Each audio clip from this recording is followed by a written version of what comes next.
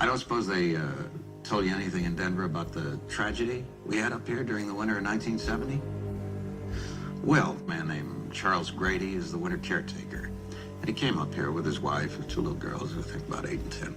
From what I've been told, I mean, he seemed like a completely normal individual.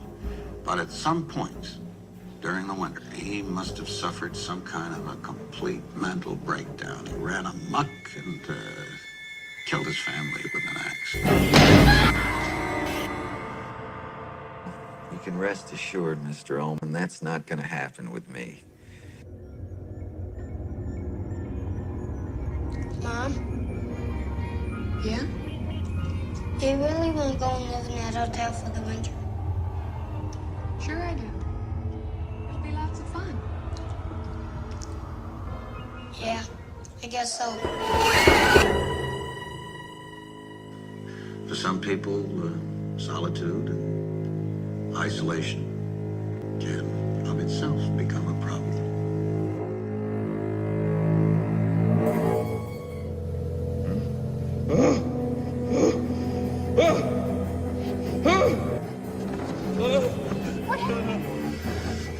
What you did? They killed you and Danny.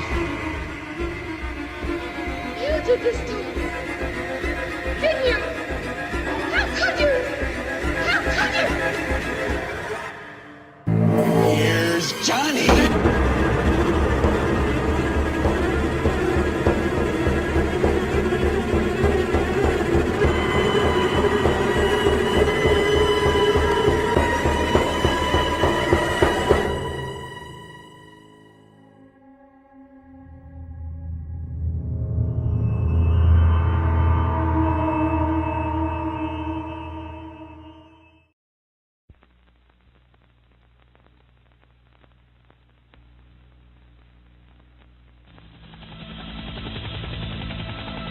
New York, 1997.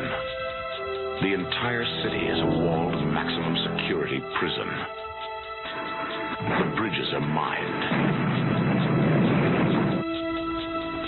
The rivers are patrolled. And the United States Police Force has everything under control, they think.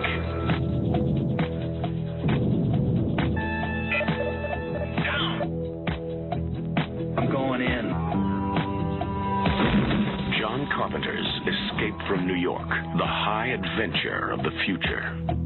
One man must go in where no man has ever gotten out.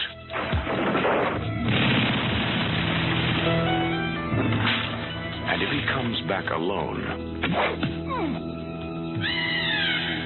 his nightmare has just begun. Who are you? John Carpenter's Escape from New York. Heard you were dead.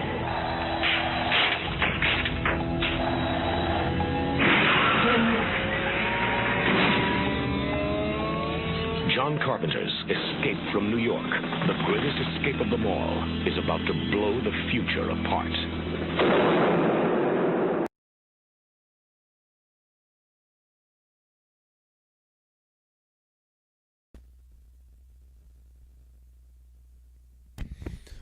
You ever just want to get a baseball bat and put a bunch of giant spikes in it and just whale somebody right across the back? That's, yeah, vibe of the night.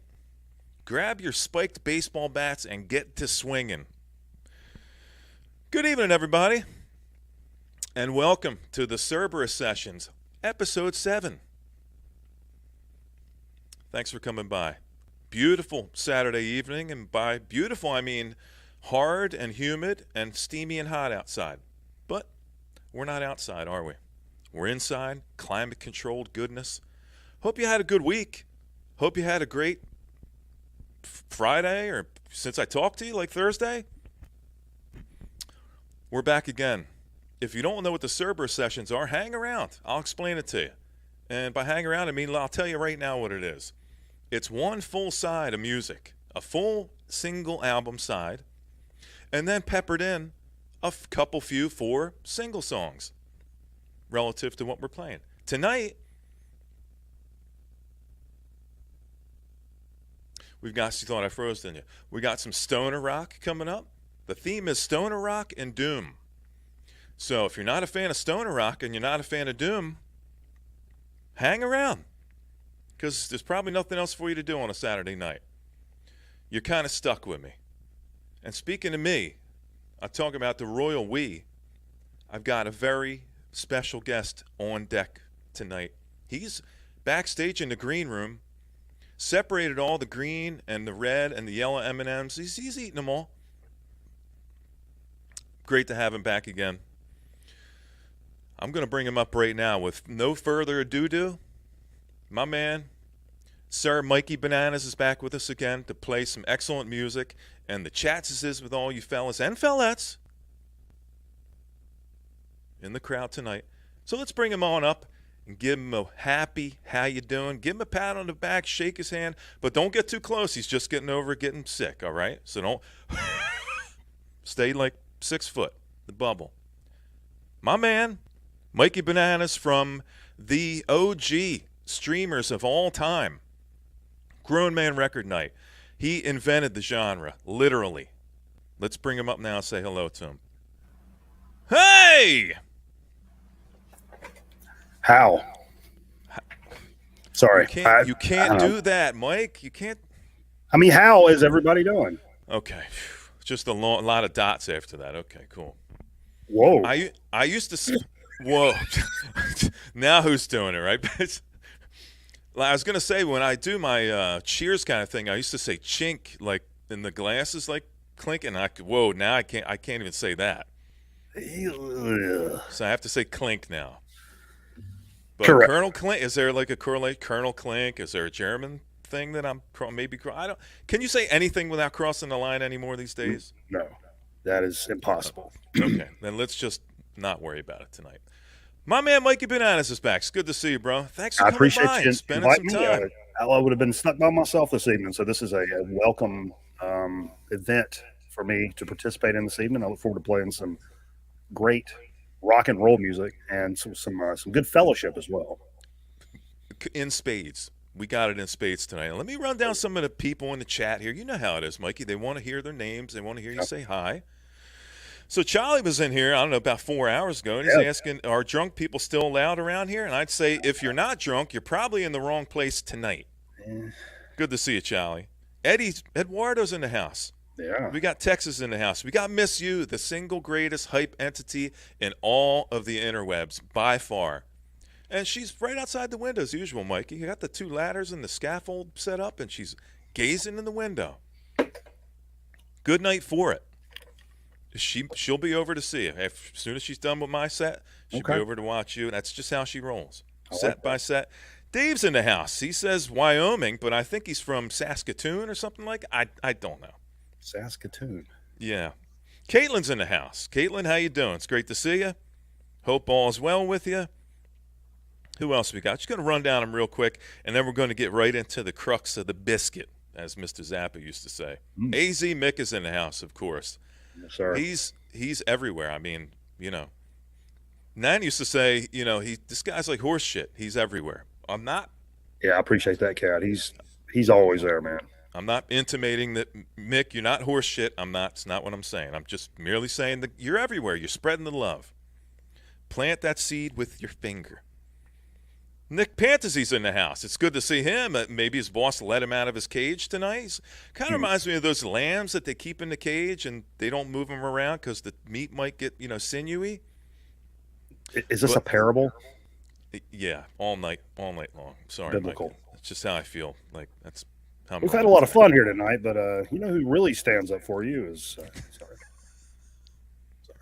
Bill's in the house. My man Bill's hanging out. Bill Riddle. Good to see you, buddy. And Nebulous Prowler, we got a little bit of cross-pollination. CMP. Good to see you, Neb. Thanks for coming out and supporting us. Hope all's well with you. Who else we got? Am I missing anybody? I feel like I'm missing like a ton of people. I'm just scrolling. The lowest production values possible, or I'd have a helper just kind of reading stuff off to me. Sam's in the house. Sam Squatch, good to see you, buddy. Hope all's well. Danny Walnuts is back again. He says, unleash the hounds. Yow! That's exactly what we're going to do momentarily. Who else? Royce is in the house. My man Royce. He's over there in Cali. Yeah. I think he lives amongst like the lemon trees and the orange. Can you imagine walking out your door and there's just like orange trees and citrus trees like growing on the side of the road? And Dude, when we went to New York, cameraman has a peach tree in his front yard, and the branches were touching the fucking ground. They're loaded with peaches. He sent me home with a satchel. I like that he picked the most unripe peach to give you, by the way. I thought that was very kind of him. Mm-hmm. That'd take you about 3 weeks before you can even eat that. Yep. Who else we got? Yeah, Royce. Good to see you. Dobsky's in the house. Good to see you, Dobsky. Thanks for coming by. Hope you enjoyed the music tonight and the camaraderie. And, you know, the occasional dick joke. That's just what it's all about. Okay. Dusty Spins is in the house. Cool. I think we're caught up. Now, as I stated prior thing that before all this words were said, I said, made some noises. And those noises essentially were comprised of stoner and doom. So we've got some stoner rock for you lined up tonight, and we've got some doom rock lined up for you tonight. I just generally threw it over in Mikey's corner and said, you know, let's do stoner and doom. You want to do a stoner side? You want to do a doom side? He picked the stoner side, which means I'm going to do a doom side. There's the yin and yang, so he picked some, I think, doom for his, you know, peppering in of the singular songs after we do our full side, and then I'm going to do some stonery stuff afterwards. So, am I leaving you out? If you want to, anything you want to talk about or catch up, or you feel like? I don't think so. Well, that Ukrainian war, I don't know. Well said. I couldn't have said it better myself, actually. Here's the problem. I'm, well, relatively sober at the moment. This is sober Mikey. Hey, I think we should bring up a good point. We should maybe try to fix that a little bit. Why don't we start the remedy to this right now? I already got one poured. Don't worry about the cat hair is good for you. It helps to bind your stuff. Cat hair I can handle. Looks like I took a shot with barbecue sauce in my mouth, apparently. Jesus, fuck my ass. Yeah, so if anybody out there like Miss you want to get some shots set up, you want to get some beers, get the cold snacks ready, me and Mikey, we're jumping right into it, man. I feel like a shot-for-shot thing. Come on. Look at this. Look, hey, Mikey. Oh, yeah. Yeah, boy. Draw Here we are. I drew cock and balls in mine, but I always do that. What is that? Yes, I'll wait for you to set up, and we'll have a nice shot. And then, because Mikey is our guest, as usual, I'm going to let Mikey go first, and he's going to do his stoner full side. And he's going to tell you all about what he's got lined up on deck. And, yeah, so here's to you, Mikey. Hey, cheers, for coming bud. by and hanging out with a feller tonight. Man. It's good to see you. Cheers, everybody.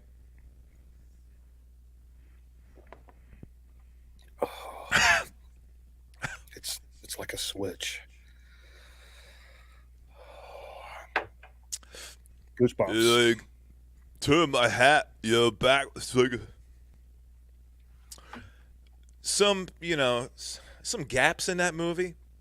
Like the fact that he only works out his right arm. He's like, it's just one giant arm.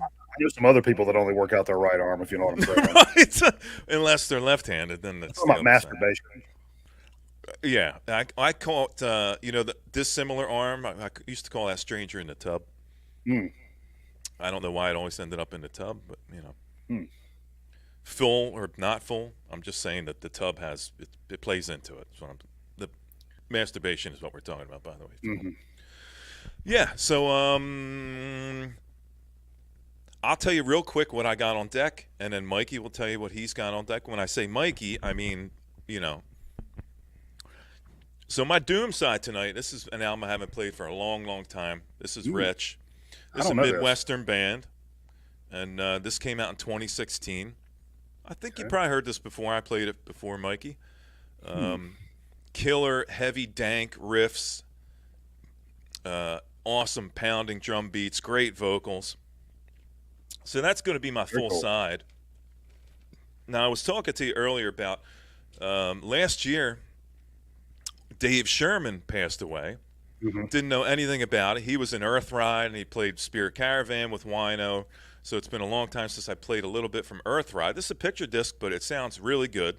Nice. This was back before I had my Discogs account. I remember hitting up Eddie. I says, "Hey Eddie, if I send you some money, can you give me a Discogs record?" He goes, "Yeah." So he got it sent to his house and then sent it to me. So we're going to play a little bit of Earthride, and that's from 2005, I think. I'm going to play a couple from that. That's stonery rock.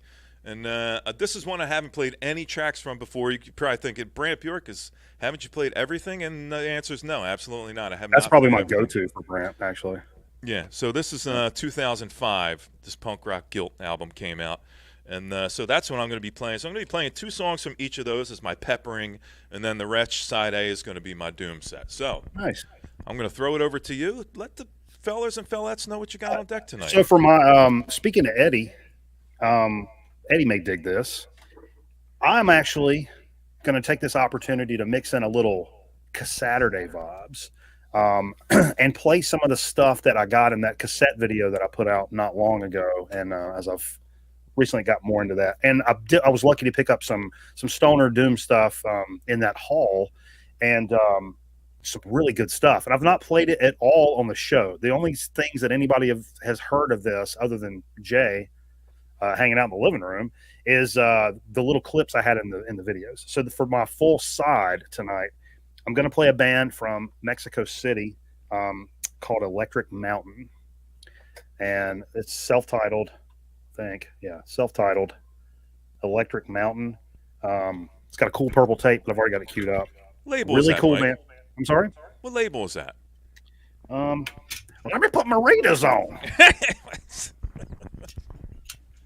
You didn't play Electric Mountain before, did you? No, but I've heard of them, and I was curious what label it was on. What's the one that sounds like? Is it? There's another one that you have that I can't fucking see. Old Magic Records. You're thinking Mountain? Were you asking about Mountain Witch? The other Mountain type of Mountain band? Witch. That's the one I was thinking. Yeah. Well, this makes me look old as shit when I do the old look down the. You pull them down to the end of the nose. That's when you're really feeling it on. That's how I knew I was in trouble when I was a kid. My mom did that how- shit to me. Whew. But yeah, this is really good stuff. It's definitely on the stonery side of stuff. Riffage out the fucking wazoo, and reminds me a lot of Caius, like that kind of vibe. So straightforward, heavy fuzz riffs, just pounding straightforward stuff. So I look forward to playing side A of this tonight, and then So that's going to be your full side as a that's cassette. the full side. That's the full side. I love it. I love it. That's low maintenance too. I've actually it's interesting because I got 2 cassettes. I'm just going to play one off of this one probably, and there's 2 records, and so I already have both records queued up and 1 cassette queued up. So, because I've had some sessions over here with you guys, like later in the evening, and I've got this whole set orchestrated. I've been working on it all week and shit like that. And like I was telling you earlier, sometimes on Saturday nights I have trouble seeing. My vision gets blurry when I do certain substances. And I'm up there trying to queue up like a Minutemen song where the songs are a minute long. And, I'm trying to find the groove. And with my glasses on, I'm up on the turntable like this. And I still can't fucking find, and I still play the wrong fucking song. So I've got everything like covered already.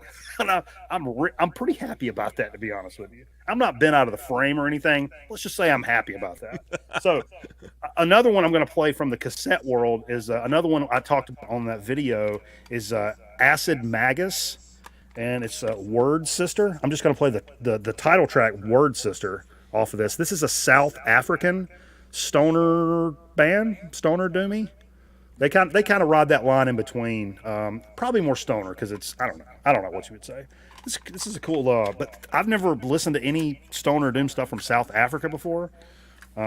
Pretty cool, like clear tape with some little like amber accents and stuff to it. Beautiful. So I'm gonna play the title track off of that. Already rewound and ready to go on that bitch too. Please be kind. Rewind. Absolutely. And then in terms of the vinyl, I'm gonna play a track off of the newest. And for some reason, I have this in here backwards. I think. Yes. No. Fuck. I don't know. It's the newest Devil's Witches record. In I've all heard her this. forms. I heard this. It's very good. Yeah, so I'm gonna play one song off of this. That's the plan, and love this record. Love. It's not my. I still the one Nebulous Prowler sent me is Velvet Magic or whatever. That's the one. I mean, that was a grail that he checked off for me. So God bless him. But Beautiful. And then the last thing I'm gonna play, and this was gonna be my whole album side. I wanted to play this whole album side because one thing I really love about the stoner doom, that term, stoner doom genre, it's one of those overarching terms to describe a genre. It's it's definitely. And it can really mean, I mean, the difference between Caius and Elder and Stone Jesus, and I mean, the difference between all of those bands is so incredibly different. Like, and you could throw Yob in there. And Yob is super aggressive and just and you know that's still kind of lumped into the same vibe. Anyway, I wanted to play this one, but there is some like lower key jams on here, and I didn't. It's like kind of spacey because this is more on the spacey side of stuff.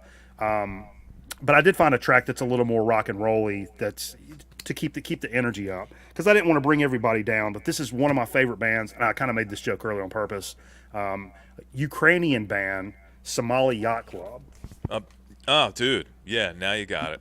Yeah. That's actually my favorite one. That's my favorite one, dude. You picked a great one. Yeah, I wanted to play this as my full side, but I was worried that those like slower passages would maybe turn people off. I mean, it would be great like later in the evening, maybe if you're kicking back with a little, it would be like a kind of a cool vibe, but I just wasn't sure how everybody was feeling about that. But I did want to like, for anybody that's like new to this type of music and this genre, like, or just at least interested in the genre, to show the varying styles within this, that you know you can be super hard and aggressive and screamy and hollery and thick riffs, or it can be super spacey and sound like Hawkwind and shit like that at times too. And it's very cool. So I like to think of myself as a champion of the genre, and I like to make sure that everybody is included.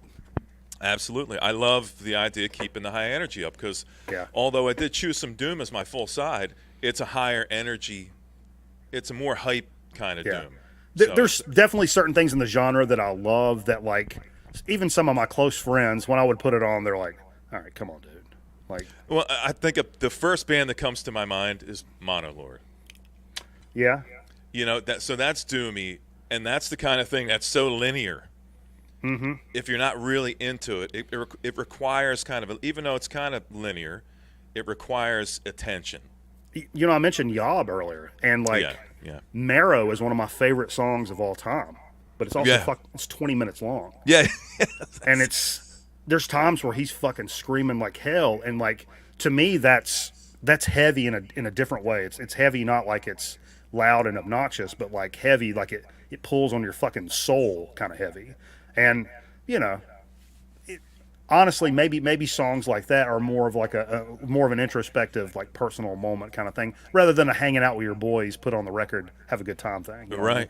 Yeah. I almost liken it to like what you play before your show and what you play after your show. Sure. After show, perfect vibe for that. Everybody's a little bit, worn out. They just kind of want to let it ride.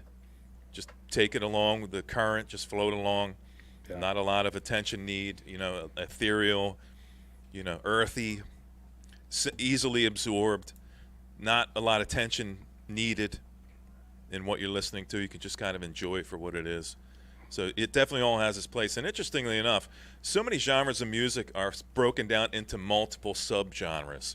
Mm-hmm. But I think doom and stoner, they don't benefit from that same kind of, attention for some reason. Because like you said, it's a wide umbrella. The umbrella is huge that stoner and doom live beneath. And I think it requires a little bit of input, on the part of these same people to put so much effort into breaking down every type of metal and, I don't know. I guess it is what it is. And sometimes that shit gets under my skin, where it's just like when you start micro analyzing all the different kind of genres and stuff, and I'm just like, it's all rock and roll, man. It does, it does get a bit, And metal guys difficult. love to do that shit, like the technical, like nerdy metal, like comic book guy kind of metal guys that are, they're super into like dissecting things and. Yeah, like who's the guy that had that? He did the documentary about Doom and all that stuff. The red-haired guy. Yeah. I think he was the beginning of like breaking things down. Hyper focusing on these things, and it does get a bit daunting. I think after a while. Yeah. So maybe it actually does benefit Doom and Stoner that it's not as so broken down. Because you can have 20, 30 different types of bands that vary in sound and still call them Doom and Stoner and get away with it. Without somebody, that one person that's so deep into it, I got a book on it, and this is not what it is. This is Neo Doom, and I had this conversation with somebody before. It was like, not to get like an audio file thing, but like people that wax poetic about records and pressings and all this different stuff, and it was really funny to me because I remember like, I've thrown up on my pedals before, like. Like, what are you guys doing? Like, I don't know. I just like, getting hammered and playing rock and roll. Like, it's that kind of where it starts and ends for me, man. That we're in the perfect spot tonight because that's exactly what I hope happens tonight. I got my pedal board right up there. Let's vomit the fuck out of this thing. Bring it really close. That way you don't have to run over to it when it just the gut starts bubbling at the last second. You don't have to run over. Maybe get that second camera, maybe put it on there, and so we can get like a wide shot of you. It's like waiting for the pandas to be born. We can just click everything and see if there's puke on it yet. Actually, no, I don't really throw up from drinking. I've only thrown up from drinking like 5 times in my life. You believe that shit? I believe it. You're one guy that can hold his liquor, that's for sure. So, so we're going to throw it over to Mikey since he's our guest. Okay. He's going to do his full cassette side, Cassaturday. Cassaturday. I can't believe it. Here we are in Cassaturday. So we're going to do the electric mountain from Mexico City. I'll switch over my input and shit. You can give me an up or a down if I need to adjust my levels. Okay. And then what? Do you have to shut your mic off manually or something like that? Yeah, I have to switch the input so it'll go to my turntables rather than this. Let's do it. So I'll shut that fucking yapper right now. All right. And I will thank everybody for hanging out with us tonight. We're going to get started right about now. So, get your cold snacks and get that back neck wet. Get your smokables out. Maybe got some chewables, Freon, I don't know. Acetone, I don't know. Gasoline? Jet fuel? Good to see you guys. Thanks for coming by.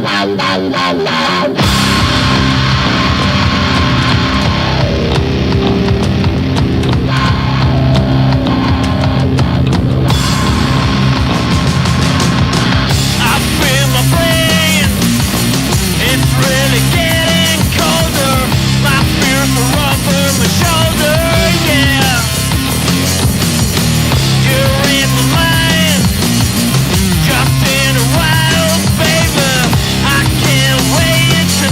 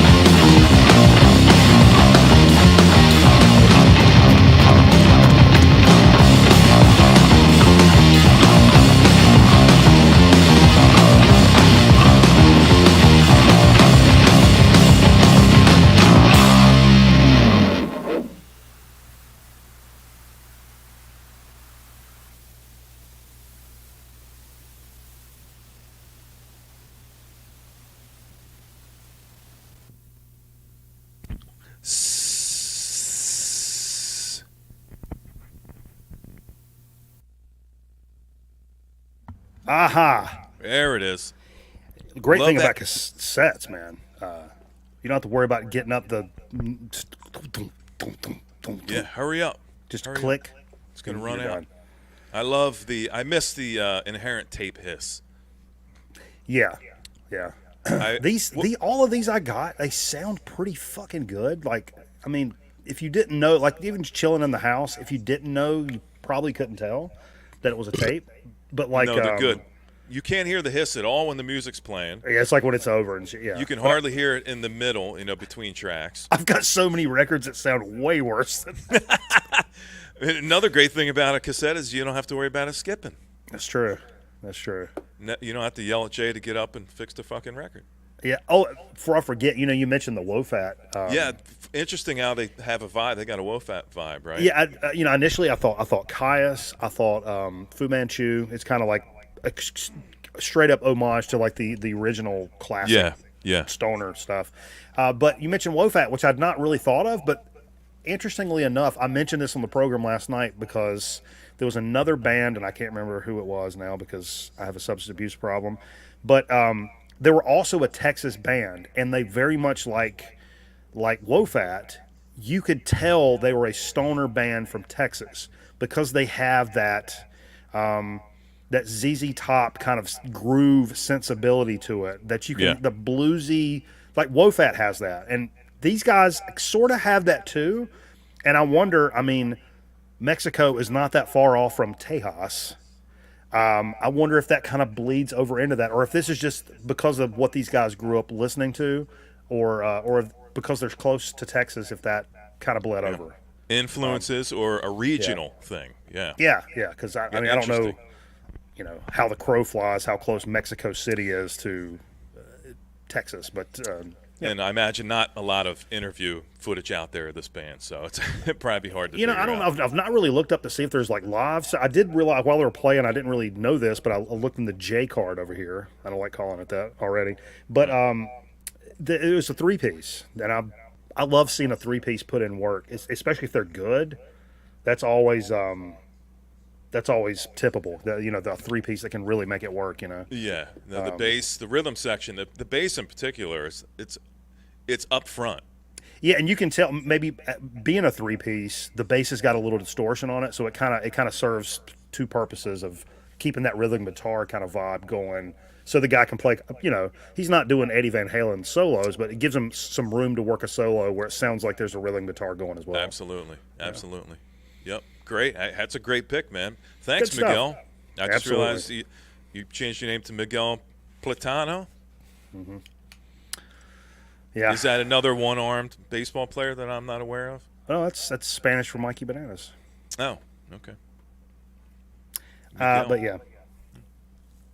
Yeah, Thank you but for yeah, I appreciate you guys tolerating that, and I'm glad it worked out good where it was cool. I think that's a bit harsh. Tolerate. I think people are loving the vibes tonight. Hell yeah. Yeah, we're not just going to play 60s and 70s progressive and underground stuff, and flighty things, or some sunshine pop or acid rock. We want to really push the boundaries here, man. Yeah. This is all about I always said this. At least my idea of what sharing music is and what I do and what I bring to people is the idea of putting them outside their comfort zone. Jump out of the box for a little while. Sure. Maybe, and when it's all said and done, maybe you still don't like it, but at least you tried it. Yeah. Just try the Brussels sprouts. I don't like them. Well, just try them anyway. You don't never, and then you end up liking, or maybe you just spit them out. But how are you going to know unless you jump out of your box? I'm so open that, dude, I listen to modern hip hop and I'm like, it's a dope beat. I can't argue with that. I'm not. Everything in my soul wants me to shit all over this, but I'm kind of bobbing my head. So that's the proof's in the pudding. So, It is, absolutely. Yeah. So I'm going to do my side now, and I got this Wretch, self-titled, and this came out 2016. I wanted to show you the wax on this cool kind of bone white wax. Oh, cool. Should we do a shot before you start playing? We should. Let me deck it up, and then I'll. Sure. Yeah, we'll do a shot. I already got one poured, so I'm ahead of you.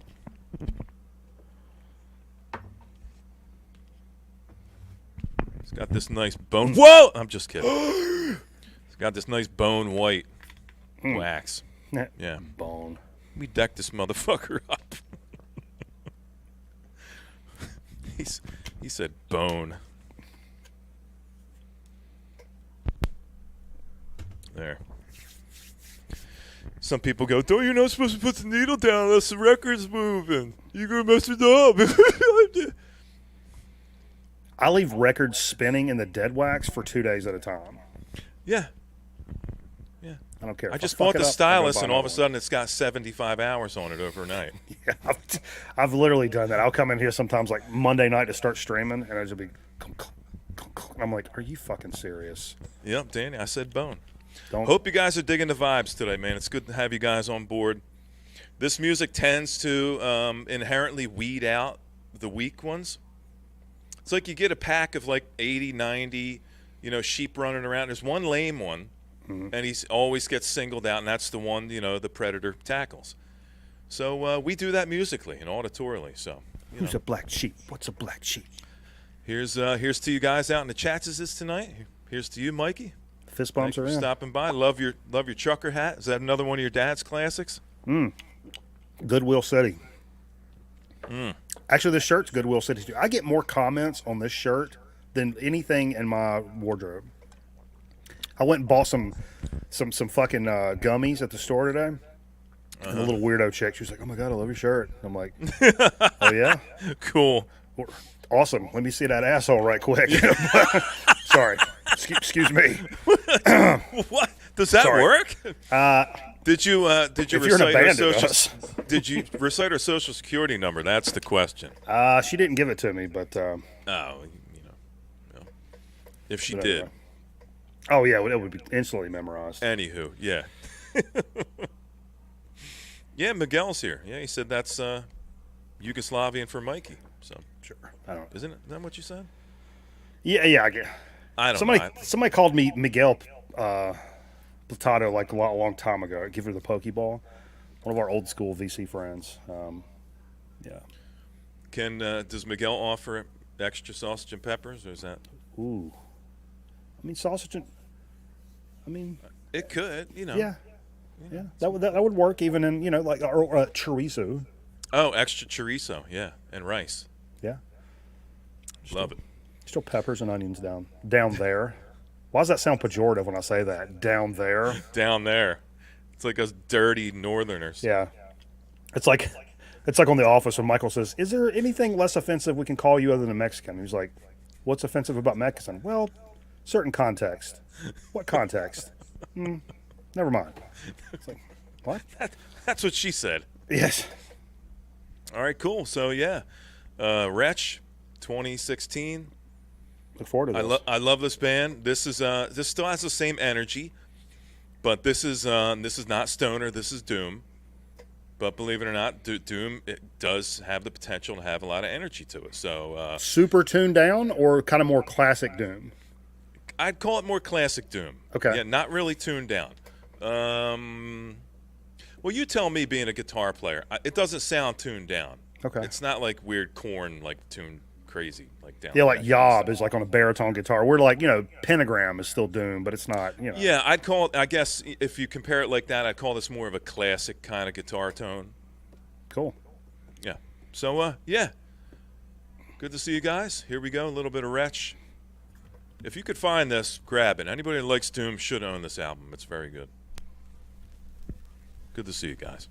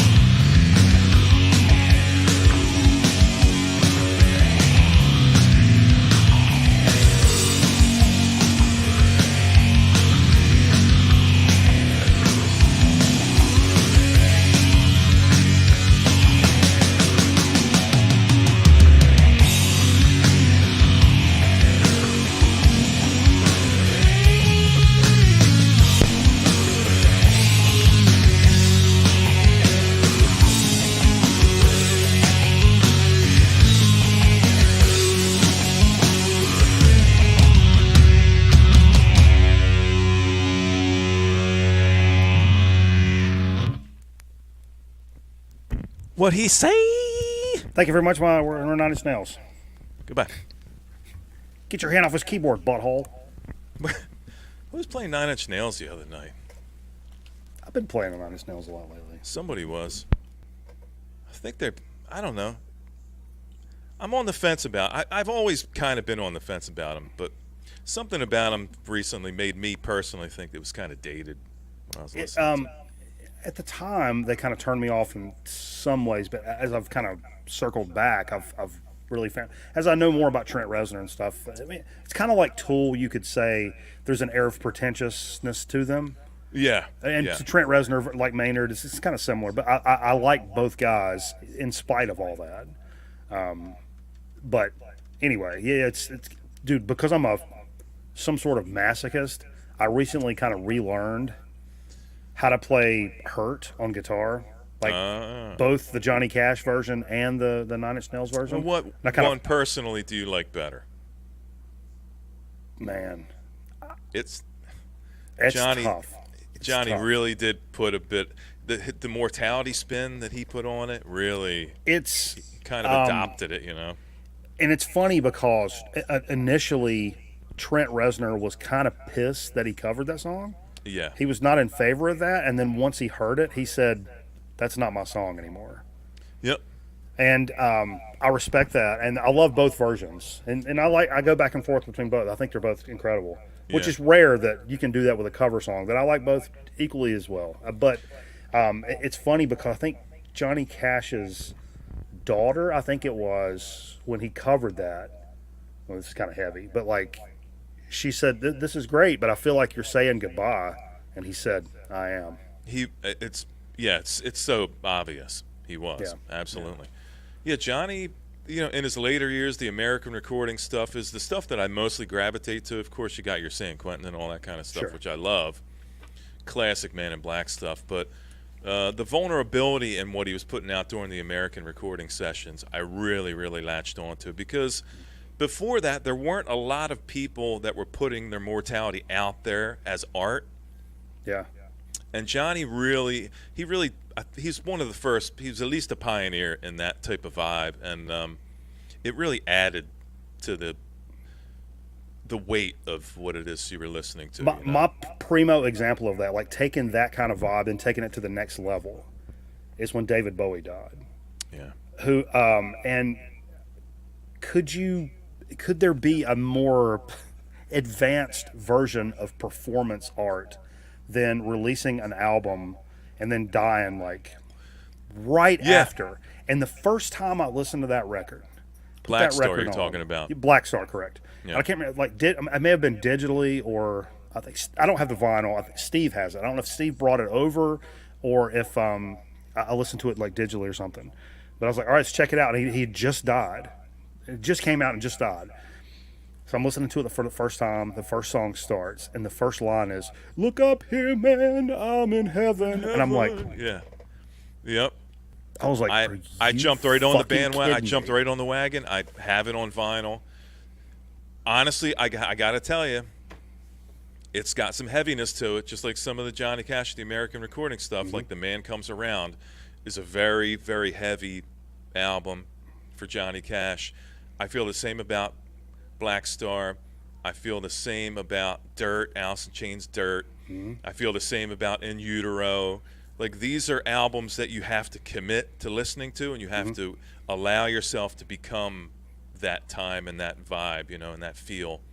So you have to be prepared to listen to these. And saying that, I haven't listened to Black Star since David Bowie, because I know it's going to be an emotional process, you know what I mean? That's not like hey, we're having a great time, we're smoking a joint, we got keg beer, and like, hey, let's put on Black Star, and everybody's like, you really got to be into it, you know. But again, that's like high art, you know what I mean? It really puts it's so much more than music, you know, because a great example is Black Star, the yin and yang, you know, maybe not so much that example, but the Johnny Cash stuff. And I think Bowie had to have some kind of understanding of what Johnny Cash did, because I think Bowie was probably the next person that really had enough balls to say goodbye in music. Like I said, the ultimate performance art, and that's what he's been doing his entire career. But Yeah. that was like the ultimate opus of "See You Later." Yeah. And no one knew until the very end for David Bowie. He didn't tell anybody until the very, very end. So that whole recording process for Black Star, nobody knew. The band didn't know. Nobody knew, you know. Do you remember like around when that album came out and just before? Actually, the one that came out before that. What's it called? I just got it on CD. The next day? Yeah, the next day. Yeah. Do you remember how flipped upside down the fucking VC was about that record and everything was Bowie? I remember when that was right around when I was like first joined the VC and got my membership card. Mm-hmm. That everything was fucking Genesis and Bowie. I remember that. Yep. I remember lots of people were angry about the album cover because it covered up the Changes. I think it was the Changes cover. Yeah. And he kind of put that banner over the top of it to kind of cover most of it. Yeah. But the Bowie always. What I respected about Bowie was even if I didn't like a lot of what he did, I always respected the fact that he always had the best musicians playing with him. Yeah. No matter what era he was in, he always found the absolute cream of the crop. You know, cream of the crop, yeah. So yeah, absolutely cool. So yeah, that was a relatively short side, but it was an emotional side and very deep. And hell yeah, that's a great record. I dig that a lot. I don't remember. Yeah. The cover looks familiar. I remember you playing it, but you know, I was probably on fucking Mars when you played it. It's great stuff. Well, hopefully we can make it to Mars. I feel like I'm on Uranus about now, so I'd like to maybe jump ship and head over to there. So, why don't we pour another shot, and then we'll get started with your peppering. How many songs do you have peppered for us? What do you got, 3, 4? I think we could probably do... I have 3, but I'll bake the last one, that Somali Yacht Club. Okay. And if we want to let that keep playing, cool. It may go into a little bit of spacier vibes, but like... That's let me look. Well, I guess what I should ask is how long are these songs? You know, because some of these stoner rock or doom, you know, can. And that's the tough thing. That's when I love doing the stoner rock stuff, but it's always so tough to craft a set when you're like, especially like early on when we were doing like Hydra and there's 3 people, and I'm like, okay, we do 15, 15, 15, boom, then we do another 15. Yeah. A lot of these songs are fucking 15 minutes. So I'm like, and initially I was like, I don't want to play one song. Like I want to like. You know, there's an element of like I want to show you what I got kind of thing. Yeah. But I've kind of gotten out of that. So these are like 6. I think I've got it right here because I've come prepared. I do make rundowns. I write notes. I'm a fucking producer. That's what the fuck I do. So yeah, 6, 6, and 5 are the ones that I have. Perfect. So that's just about what I got. So let's start with that, and we'll play each of those, my set and your set, and then we'll see what we got time-wise. Let me see. So jump right into it if you want. But before that, let's pour a shot. And, we'll do one more before we get started. I like alcohol. Hey, I've been known to tip back a little bit on Grandpa's cough medicine. I can never thank alcohol enough. That sounds really sad.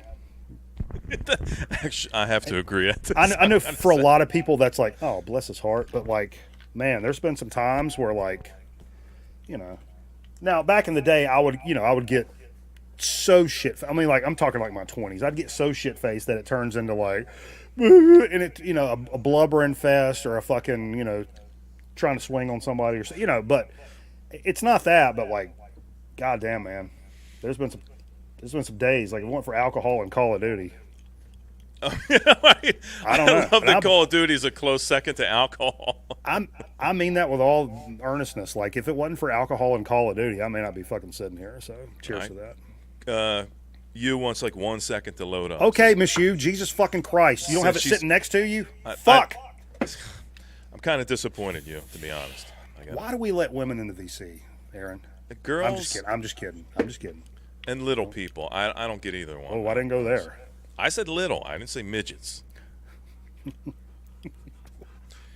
You know, I actually made a commercial for and I use this term because it was, it's what the promotion was called. It was a midget wrestling promotion. And I made a commercial for a midget wrestling event that came to my town. And I was like, boy, I went to film school and everything. Remember midget tossing? You went to college for that, right? Nah, I did. So Yeah. Remember midget tossing? I do. You go to pay and you could throw them across the room. Or you could do it for free in the parking lot. I was gonna say, I just go to the seediest bar and find myself the first little person and throw them around. Don't feel unwanted, Kimbo. I was as Paul would say, I'm just taking the piss out of you. There you go. I like that. I like that term. Yeah. Yeah. You is ready. She's ready to go. Okay. I was saying, hey, cheers, everybody out there. Hey, cheers, Hope you're having a everybody. good time tonight. Look, hanging it's got out my with us. name on it. It says Michael. It says Miguel. Michaels. All right. That's how my family says it. Michael? My mom beating on the door. Michael, you better not be playing that Nintendo 12 o'clock at night. You know what I like about some Southern people? Some. I'm not going to say all because I got a problem with a few of you. Sure. The Mr. Aaron thing, like, you know, instead of just saying your name, be like, Mr. Aaron. Say hi to Mr. Aaron, kids. And hi, Mr. Aaron. How you doing? I think it's less creepy than say hi to Uncle Aaron. Like, Yeah, that's I found like here in the South, I found that to be much more of an African American thing. Like especially in the African American churches, you'll hear like Miss Wanda and Miss, stuff like that. Yeah. But what I always find it was weird because I'm just ingrained in like I don't care if my cashier at the store is 16 years old. It's always thank you, ma'am, thank you, sir, because I can feel my dad's hand going off the back of my noggin. If you don't, that's the way you talk to people. But also heard growing up that if you go up north now, you better be careful of that shit. Like women get mad if you call them ma'am, like it means they're old and shit. I'm like, I'll call a 16-year-old ma'am in a heartbeat. That's just as insulting, right? As calling somebody old, ma'am. I guess there's like a medium. There's like a point in the middle there. I think there's a few years in the middle. It's like I'm cool between 68 and 72, but once 72 comes, I'm sweating. 67, I'm freezing my ass off. So there's like a sweet spot, I think. They're all hot. As there is in Wait, all what things are we in life, talking I think. Money, I think. Watermelon, seedless watermelons. What's the deal with that? Ooh. What's the deal with that? Don't eat them. They're going to grow in your stomach. Remember that one? Yeah. Sure. Or my mom would always say, because we had green apple trees around my place, or watermelon, like if we were eating watermelon or something.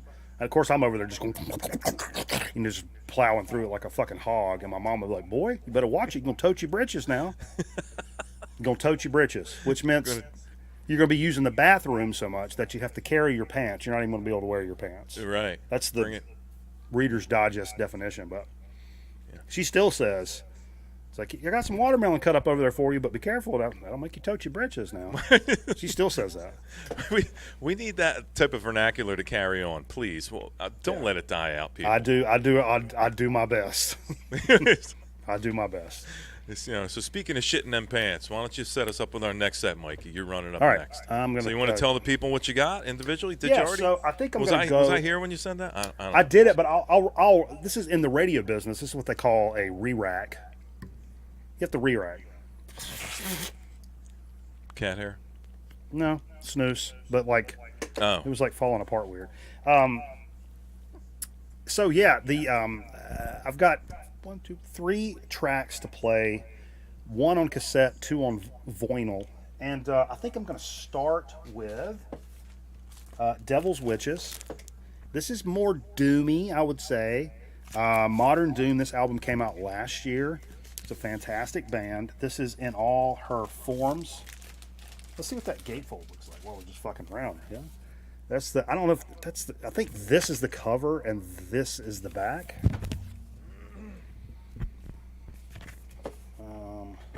They leave you wondering. I like that kind of stuff. Gatefold, pretty cool. Is the artwork up or is it down? What way is it supposed to go? That gets irritating at the time. Subjective. But so I'm going to play one of the tracks off of the. And again, this is one of those. So when I pick tracks off of albums like this, to your point earlier, I have to find things that are 5-6 minutes long because the rest of the songs on most of these albums, they're fucking 10 plus, which is awesome. But like in this format is not ideal. You know what I mean? So right. So I have a full side and then some peppering in of normal length. It's like that Brant album that you were talking about playing. I love the first track. It's But 10 minutes. It's like 10 10 and a half minutes long. Yeah, yeah. So you have, I mean, not that that's bad, but you have to kind of account for that. Yeah, I didn't go. I went with track 2 and 3. On Actually, that one, I used that track on one of your sessions before, but I started a couple of minutes into the early on. It's kind of like just drony, low key stuff, and I could just faded in the middle of that because it was which is easy to do because I think the intro is like a minute. Yeah, and a half you could long, pick 2 your minutes. you could pick your poison in there. So Yeah. this is Somali Yacht. Interesting. Both of these are 45s. Somali Yacht Club, The Sea. This is a Ukrainian band. I really dig this stuff. But again, I picked a track. A lot of this stuff is super spacey and kind of just drony, kind of out there stuff. But I picked one that's a little more palatable and rock and roll. And actually, to me, it reminds me a lot of Elder. It's got kind of the Elder vibe to it. And so I'm going to play that. And then I'm probably going to I'll probably play this one second, and I'll probably finish with Somali. So if we got extra time, we can let it roll, or you can let me know or whatever. I just had an idea. Sure. Why don't we do? It may be a little more work for you. Let me know if it's like too much for you to handle. But I'm thinking 1 for 1. You want to shoot 1 for 1? You just go back and forth? Yeah, back and forth. Oh, we You can do okay that. with That way we Sound can good? manage it. Yeah, let's manage the shit out I'm of this down with that. motherfucker, man. Let's get efficient. And like the other one I'm going to play at some point is another cassette I picked up from that haul from tapeheadcity.com. Really cool website if you're into tapes at all.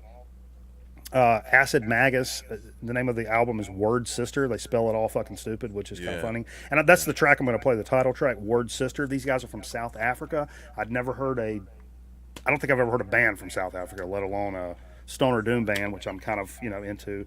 And yeah, this is from a couple of years ago. All these are fairly recent. And yeah, so but I'll start with Devil's Witches, and then we can kind of work our way backwards or forward from there. Yep. That sounds like a sentence. Whatever. Yeah, backing into something, Sure. Nuts to butts, whatever. What did he say? Whatever term you want to. You must be feeling better because you're pulling that off now. I can hit it now. That's in trouble. I was with doing a what little you say. singing today, and I'm like, all right, I can hit that. I'm good. I'm back again. That's what I hate. I was like, yeah, I'm not the best singer in the fucking world, but like, yeah, I do like to play guitar and sing, and just to myself and whatever. And even just playing like basic stuff, I was so pissed off when I'm like kind of getting over being sick, and I can't I'm going like my voice is not even coming out. And I'm like, God damn it, I have to fucking sing, man. What's up, Bobby? Good to see you, homie. Bobby Gas. Bobby G's in the room. My man. All right. Get ready to get your balls trounced. Just going to say. All right, I'm going to switch my thing, and I'll start it up. All right. Bop, bop, bop, bop. Good to see you, Bobby. Good to see everybody. Hope you're having a good time hanging out with us on a Saturday. Considering your investment, I'd say you're getting it back in spades. Right?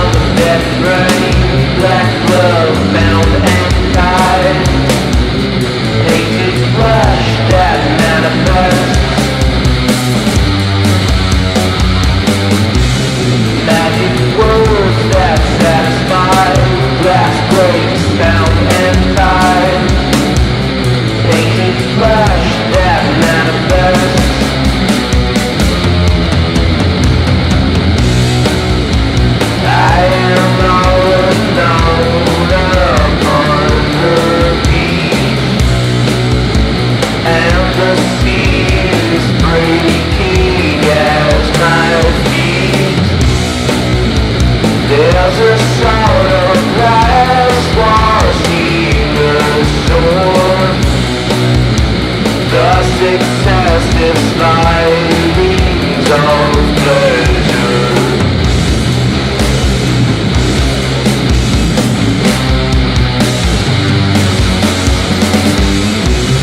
Body drawing on its last breath, undressed, bound and tied.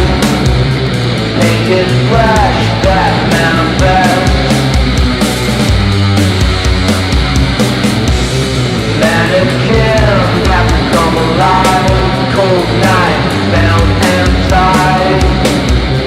Painted flesh that manifests.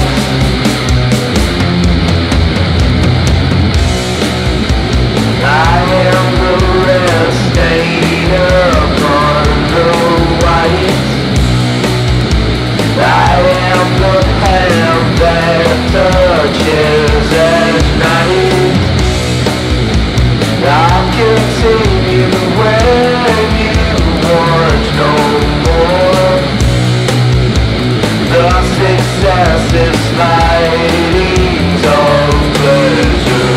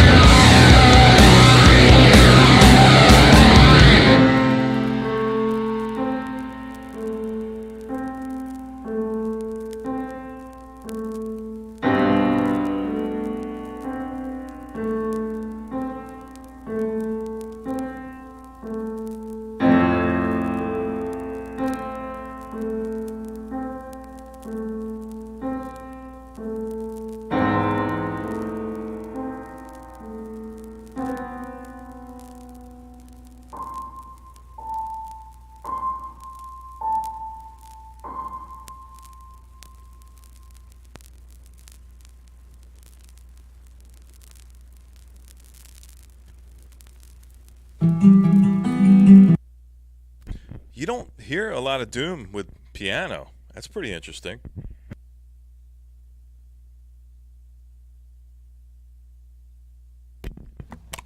Yeah. Piano. Pretty Dude, interesting addition to the music. That's really cool, man. You don't hear the that second much. song, it goes right into a very beautiful acoustic number, actually. But may not be the vibe for this show, but like a really nice. I mean, because sometimes you're like, oh fuck, I bought this for the fucking fuzz riffs, and goddamn it, but it's actually nice. So Now, does that kind of is there a definitive end, starts, and stops to these songs, or does it kind of bleed in? Does that one bleed in with the piano, or does the piano end and then the next song start? I think that it seems like it was a pretty nice fade. I don't remember exactly, and I'm not super intimate with this record, to be fair. This is one of the last records I bought right before Finn died, and it was one of those like months later when I went back. Much like I know VK sent a package like right before Finn died, and so all those records were kind of sitting out here, and then I was like, I picked that up, and I was like, Devil's Witches. I'm like, fuck, I love Devil's Witches. Like, did Vance? And I'm like, no. It's like, idiot, you bought this record. but I couldn't remember. Like, all that stuff was just fucking scrambled. And like, there was all these records that Vance sent, and I was like, oh, I don't remember this happening. And I still have trouble remembering like that era. So there's some of that stuff. I'll pull a record out, and I'm like, I think Vance may have sent this. Like, right. It's weird, but yeah, it was nice. And I've not sat down. I've not hork slammed this album like back to front over and over and over and over. And initially, I was a little lukewarm on it compared to Velvet Magic, which I think is just fucking, in terms of like modern stoner doom stuff, one of the best. And it does kind of pale in comparison to that, but on its own, standalone, it's a fantastic record. And it's bands evolve and do their own thing, and sometimes you just capture lightning in a bottle, and that's you can't fault a band for that. I've made this argument before, like people shit on like new Metallica records and shit like that, but like if you think they can do Ride the Lightning and Master of Puppets over and over and over again, that's literally capturing lightning in a bottle. Yeah. Place and time, everything was right. And they're still the same musicians, even though now they're rich, and rich makes people not make good music, largely. But it's also, as much as it's easy to shit on new Metallica and shit like that, it's also unfair to be like, this doesn't sound like Master of Puppets. Well, fucking Christ, of course it doesn't. God damn it. Yeah, and I'm guilty. I'm as guilty as anyone else for that kind of shit. Me too.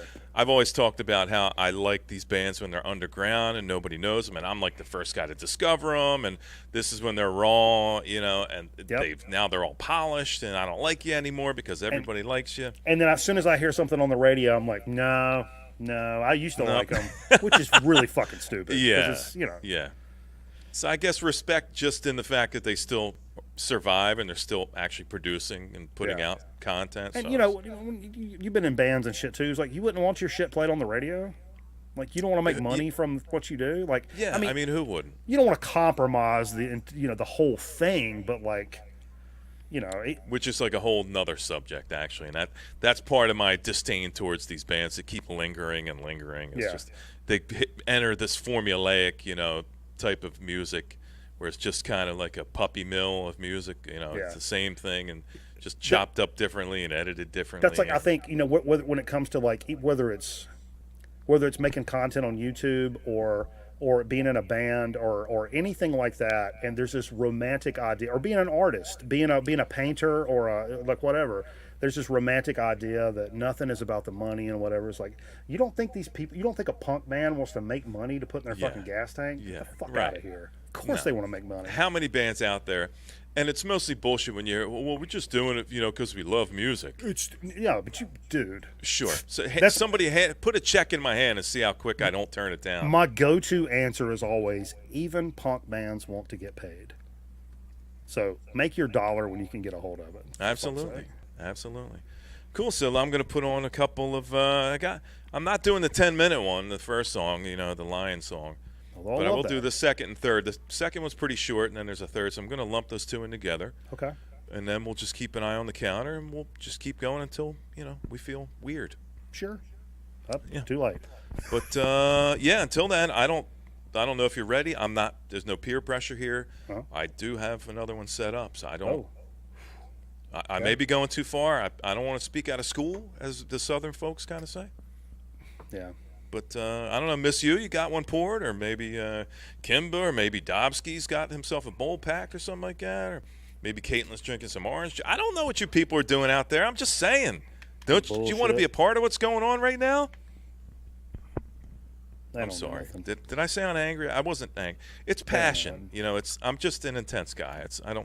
Don't take it the wrong way, people. I'm sorry. I'm sorry.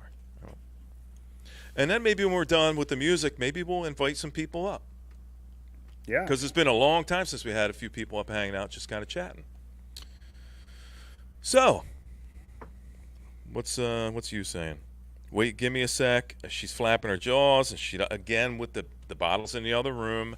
I'm assuming maybe you doesn't live in like a 8,000 square foot mansion. So how many steps do you actually have to take to get to the bottle? She might.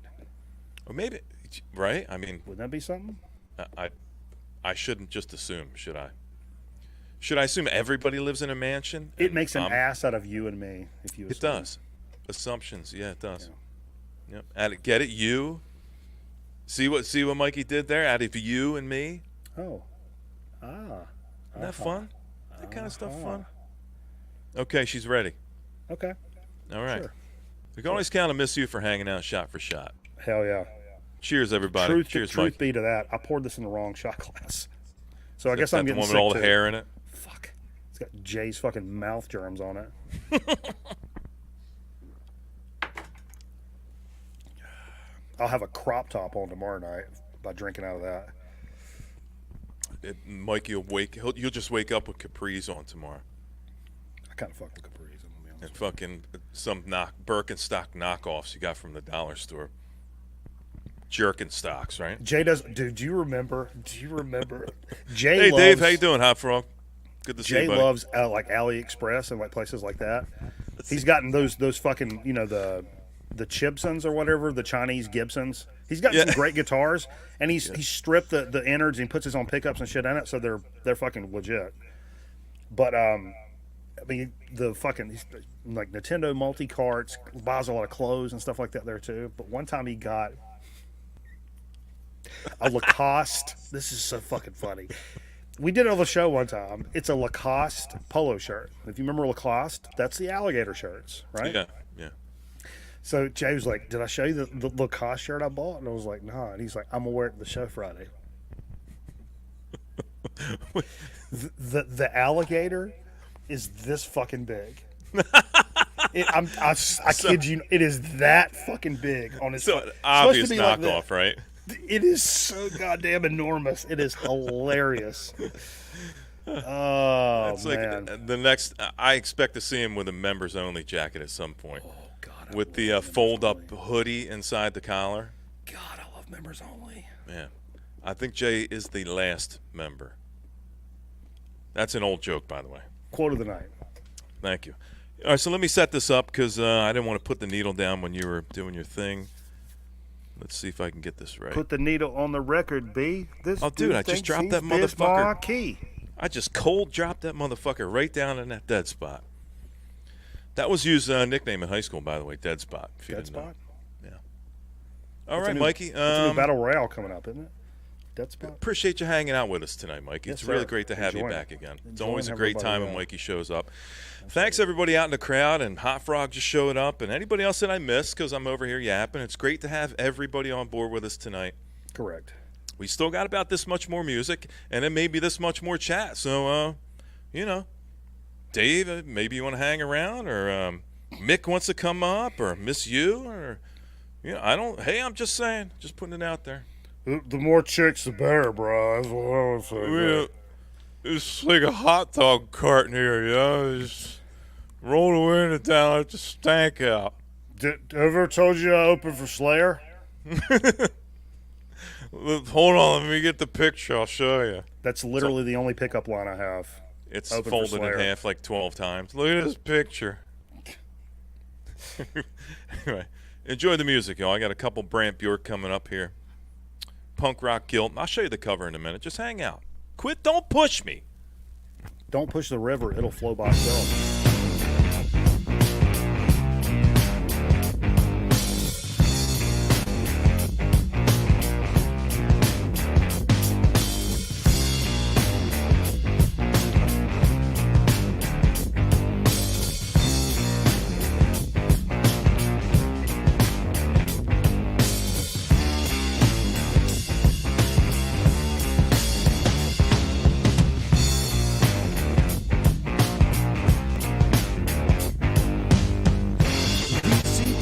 Serving up the trick is played in town. Hallucinations, good vibrations, cruising LA, home of the brown sound. Almonds in the AM is what I'm saying.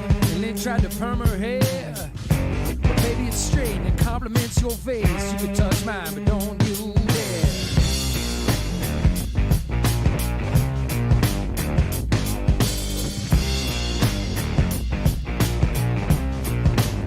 Don't you dare, babe.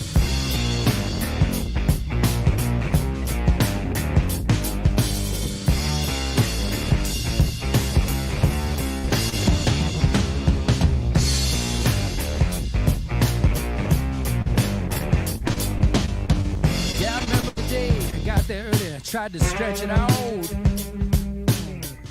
But man, I gotta say, Dr. Special, that's what it's all about. dreams of DC as I enter deep sleep. Can I cruise your world? 'Cause what you say is what you serve. In the morning you deserve to be my girl.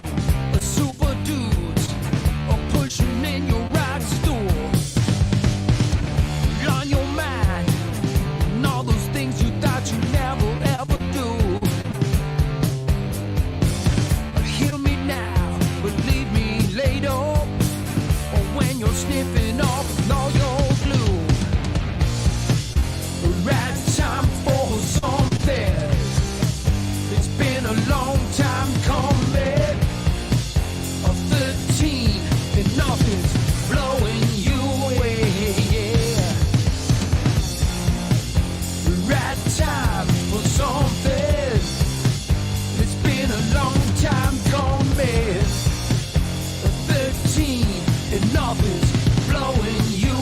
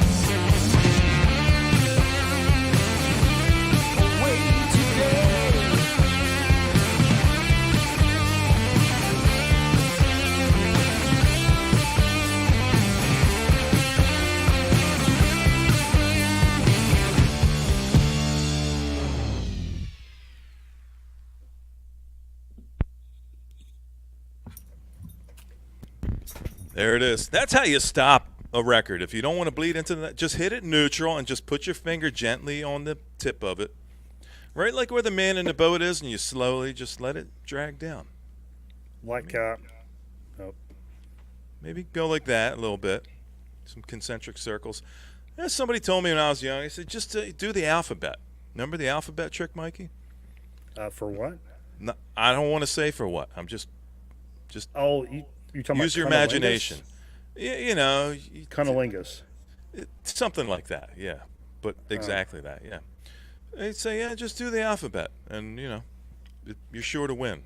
I'm usually too busy screaming, "You tell anybody and I'll kill you." You're too busy, like, you're doing their Social Security number with your tongue. 244-411475.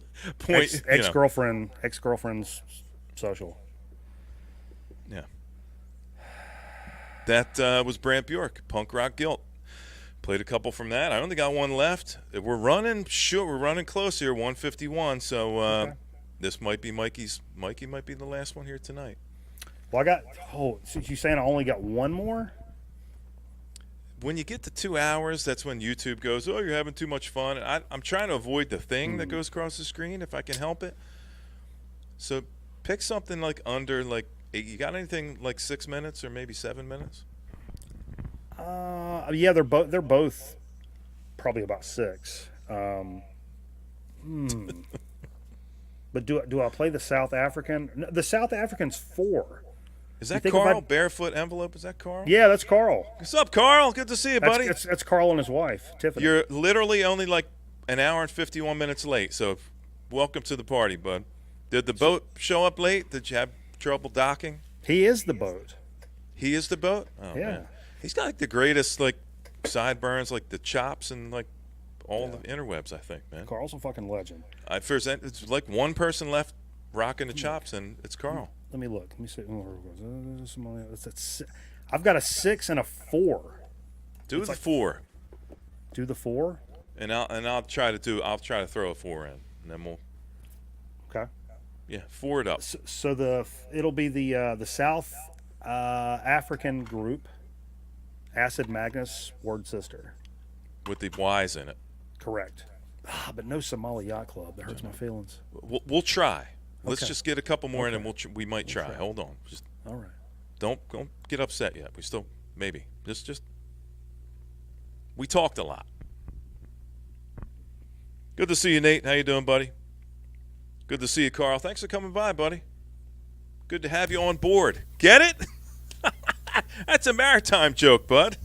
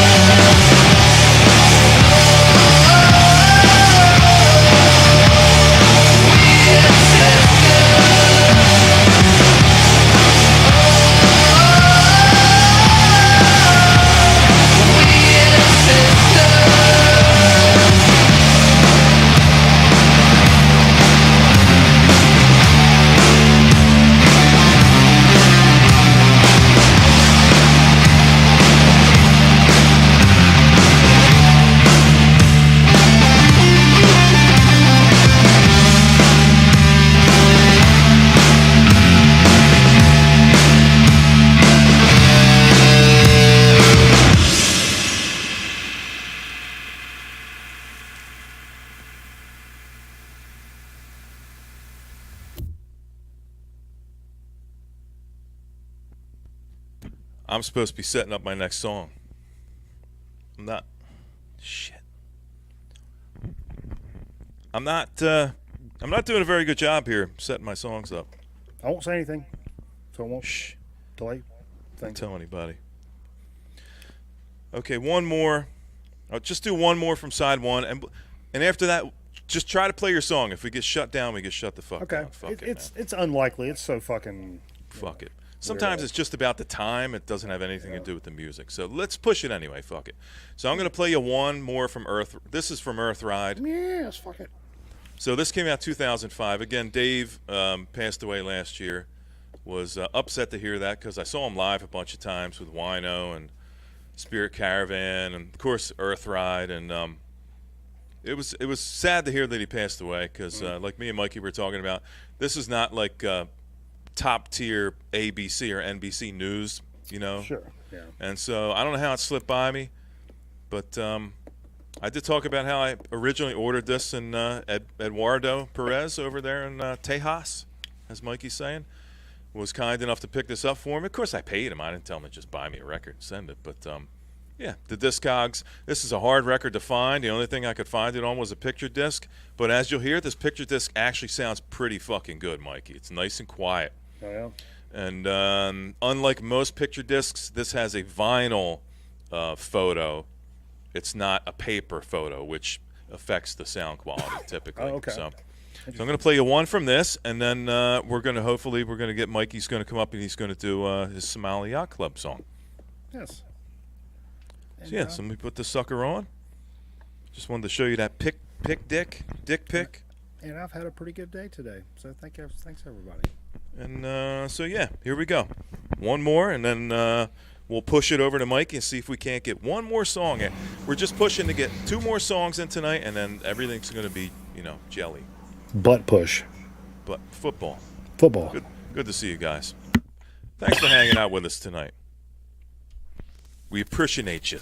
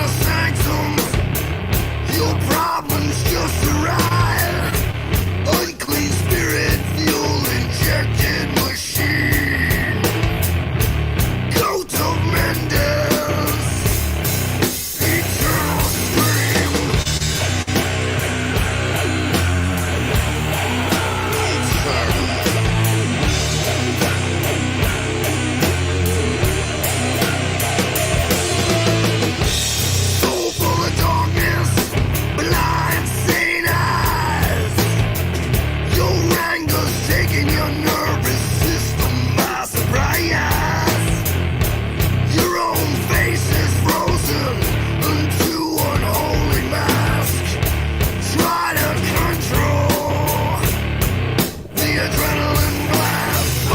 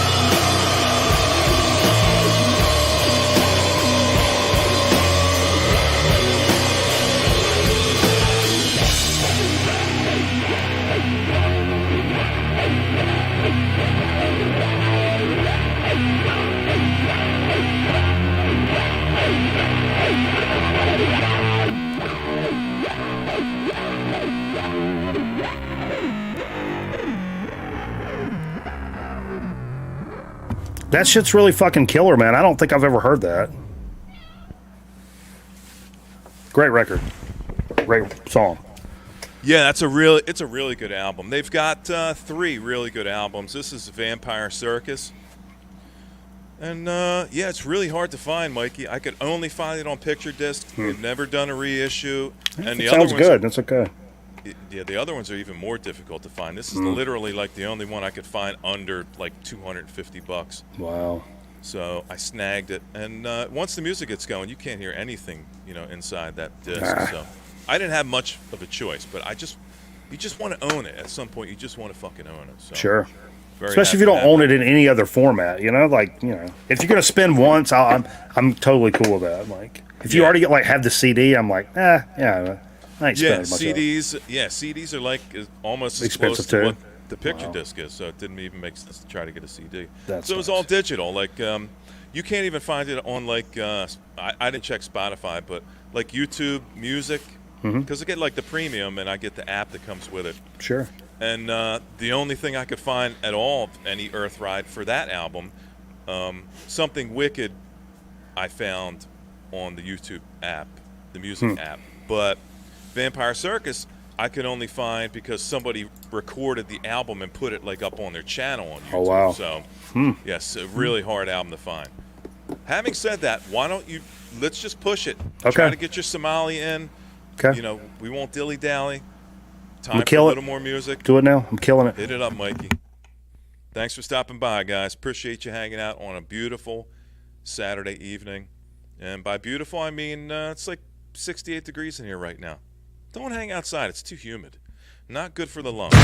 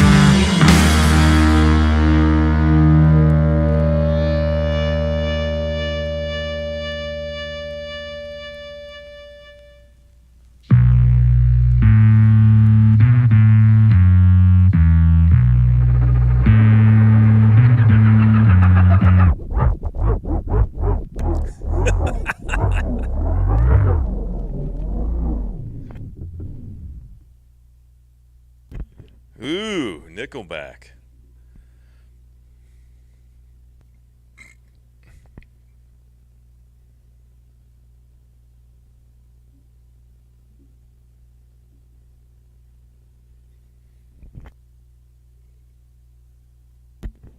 We made it.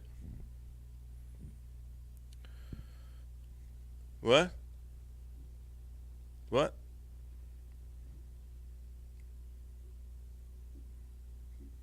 Can't hear you. Can't hear you, Mike. Smack it up against the wall. Can't hear you. Oh, sorry. There we go. There it is. I clicked the wrong gentleman. You know, people always give Bob Newhart credit for being the best television, telephone operator. When he picks up a phone, he's doing a fake conversation. That was like Bob Newhart's thing. Yeah. You know what I think's better than that? Hugh Beaumont. Hugh Beaumont. Ward Cleaver. Relatively unknown, underrated. He always does this thing. He picks up the phone and he's doing a fake conversation. It's like, yeah, we could probably be over there tomorrow. What? He always does a couple of gives a little bit of realism to the situation. Anyway, Dick Van Dyke also pretty good phone conversation. Fake. Yeah, phone. correct. Yeah. It's one of the key grips on the other end. I'll fucking kill you. What? What?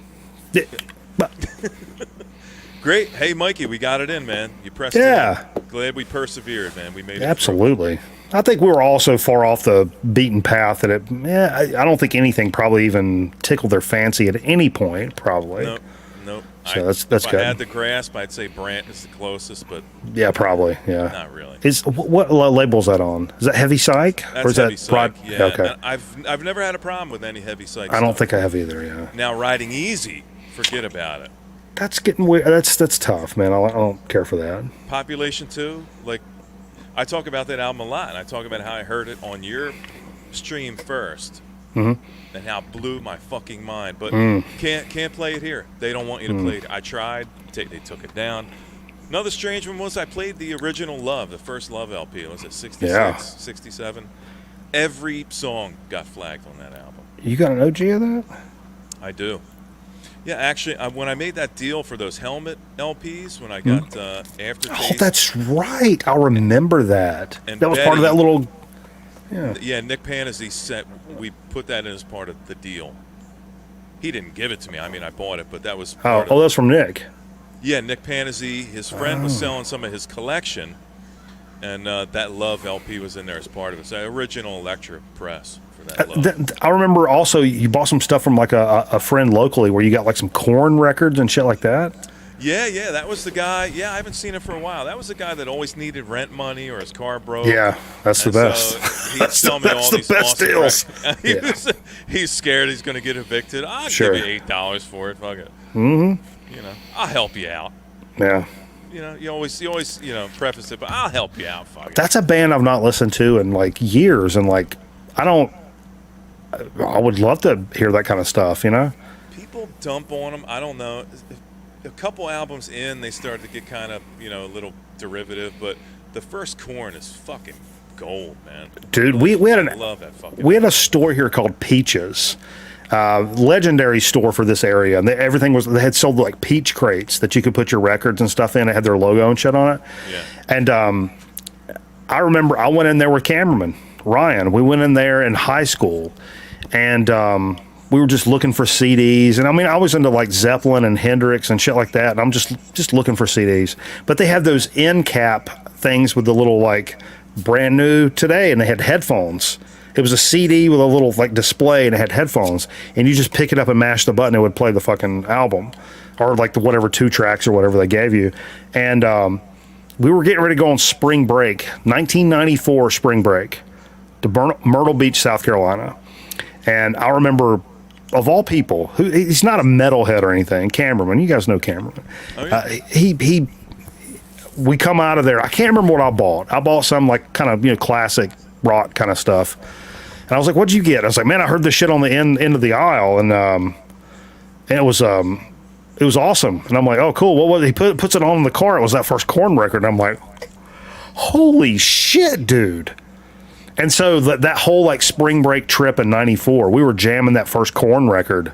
I couldn't believe that was like his discovery. I mean, he likes much more lower key stuff typically than that. It's but pretty like intense. It's a fucking intense album.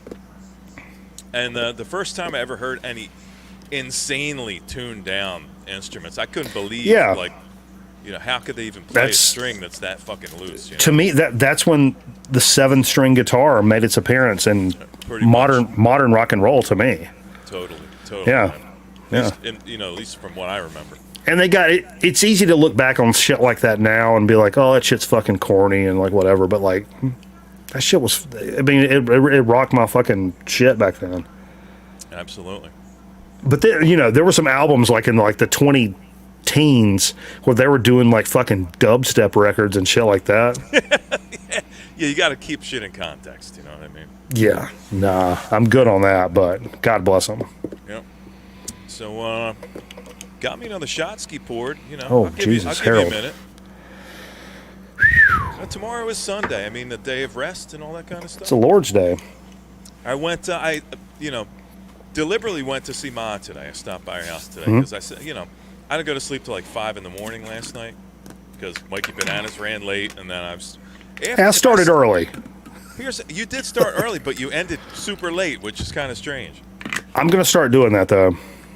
But anyway, I don't think it's a bad idea. We talked about this in the past. I think 11:30 is a great time to start the show. We started. It was just a little bit after 11, and it gives, which I think is fine. Maybe the West Coasters might have a problem because that gets. Dude, it literally took me 7 years to realize that like there's somebody watching us when we go live and start playing records at 8:30, right? That there's somebody getting off work at 5:30 and we're live, and I'm like, yeah.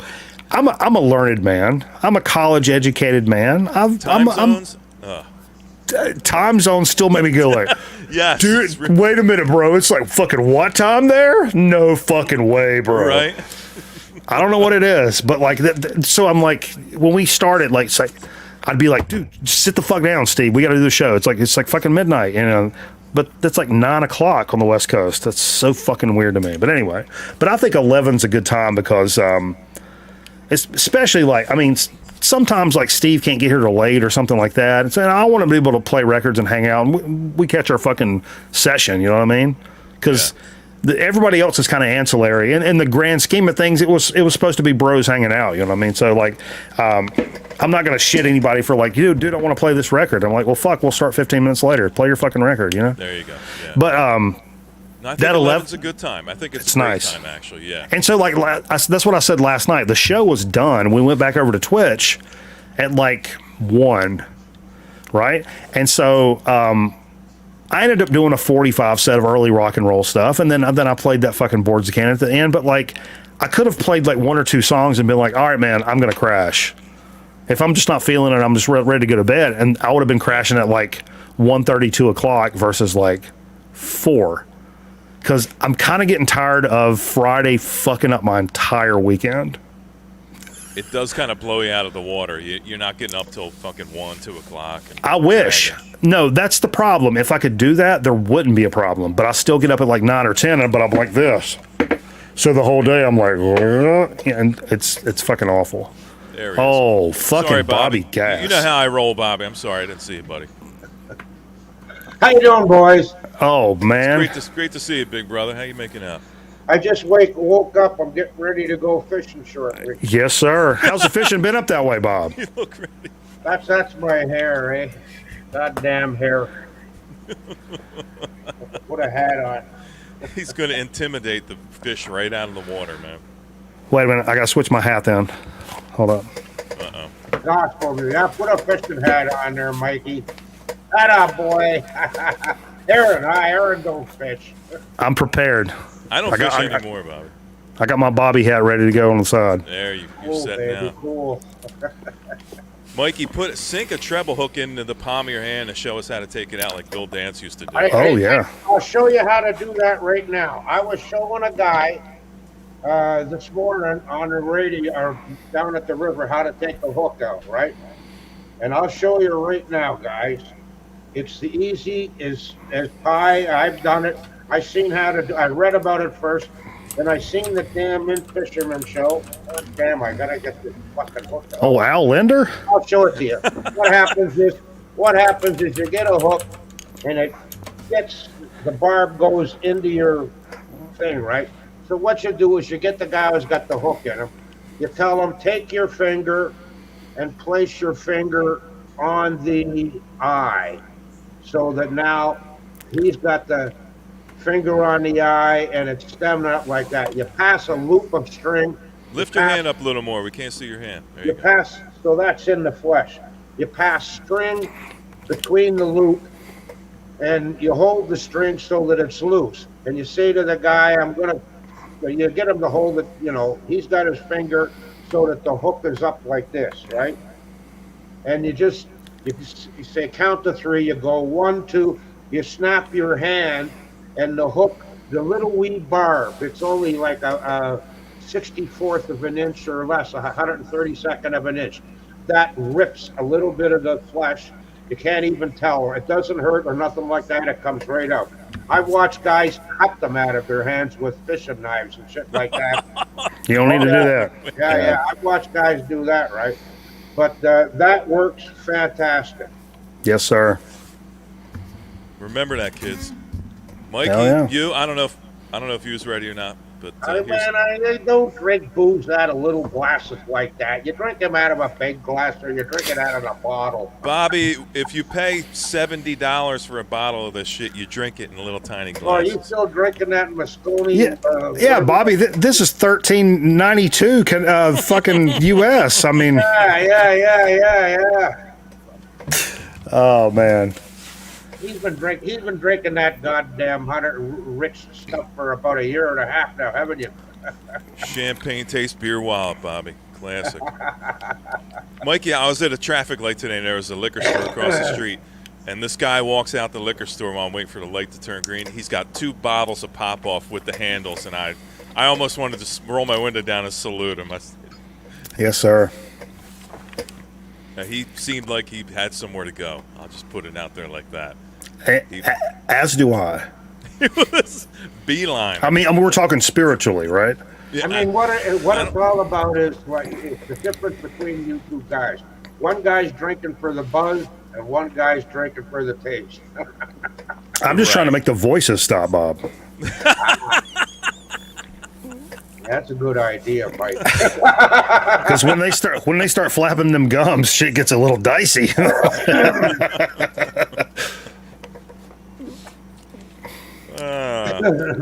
How's the fishing been up that way, Bobby? Yeah, good question. It just started to pick up. Eh? Now they're catching big cat and bass and Atlantic salmon too, right? It's this time of year now when the fishing sort of takes off. That's awesome. Oh, I love it, right? What do you mostly fish for, Bobby? It just isn't catching a fish. Mikey knows this. Just sitting with the guys, rapping, maybe drinking coffee, telling lies. When you're fisherman, everybody likes to tell lies. I used to tell everybody like early morning, early Sunday morning, I'd be out on the lake. This is my church, baby. That's when I do my talking to who I need to talk to and fucking sort the shit out. You know what I'm saying? And it's I don't need nobody else. Some of the greatest fishing I've done back in the day was in upstate Pennsylvania. We'd make a special trip to go upstate Pennsylvania, and we'd literally just find like a creek or a stream. We'd pull over and walk upstream. I used to have an ultralight set up for trout and what we call the natives, the brown trout, Bobby. And we'd walk our way up in the little streams and creeks. We'd walk, and the water was always frozen cold. And we'd fish those pools as you went up. There was always a nice pool with swirling. And we'd have Bobby, we'd bring some butter and salt and some tin foil. And, and we'd catch them as we went up and smack their head on a rock, and we'd eat them as we went upstream. Wow. Fresh tasting trout right out of the brook, man. You can't beat that. Boy. I bet you those are some of your fondest memories, Aaron. Absolutely, yeah, because the one friend I did all my fishing with as I was growing up and into my late 20s, he's not with us anymore, so extremely fond memories of trout fishing in upstate. Let me tell you, people out there that got kids, If you take them fishing, believe it or not, you ask anybody that ever went fishing with their old man or their old lady, they'll remember it fondly for the rest of their lives. But that's no bullshit, guys. Even if you don't fish, go spend $10 on a cheap fishing rod and take the kids fishing. Buy a couple of worms or go pick them in the nighttime with the kid. The kid will Absolutely. do something like that for the kid. I mean, as a kid, you remember it the rest of your life. You really do. Dude, I would take any kid fishing, like a neighborhood kid. If somebody like around here wanted to go fishing, I would take them in a heartbeat. Yeah, that happened to me as a kid. My old man never took us fishing. He was too busy drinking and drinking. But I had some of the guys that worked for him would take me and a friend across the street fishing, and believe me, you really appreciate it. Yeah. Yeah. If you're an inner city kid and you get outside of the city, that's a good day, believe me. It is, absolutely. So what are you mostly catching around there? Do you do any trout? You mentioned the trout were the big thing's a salmon around there, though, right? That's the big. We got king salmon, Atlantic salmon, rainbow trout, muskie spikes, bummout bass, largemouth bass, all the goddamn freshwater fish, walleye, all the freshwater fish you want to name, right at my doorstep.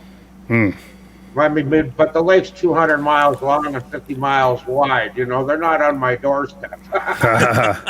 Aaron, you was talking about we eating the trout like right on the fucking water. One on my bucket list is catching a walleye and going over and having a shore lunch. I've never done that because we don't really have them here. Mikey, it's my favorite meal of all time. I bet.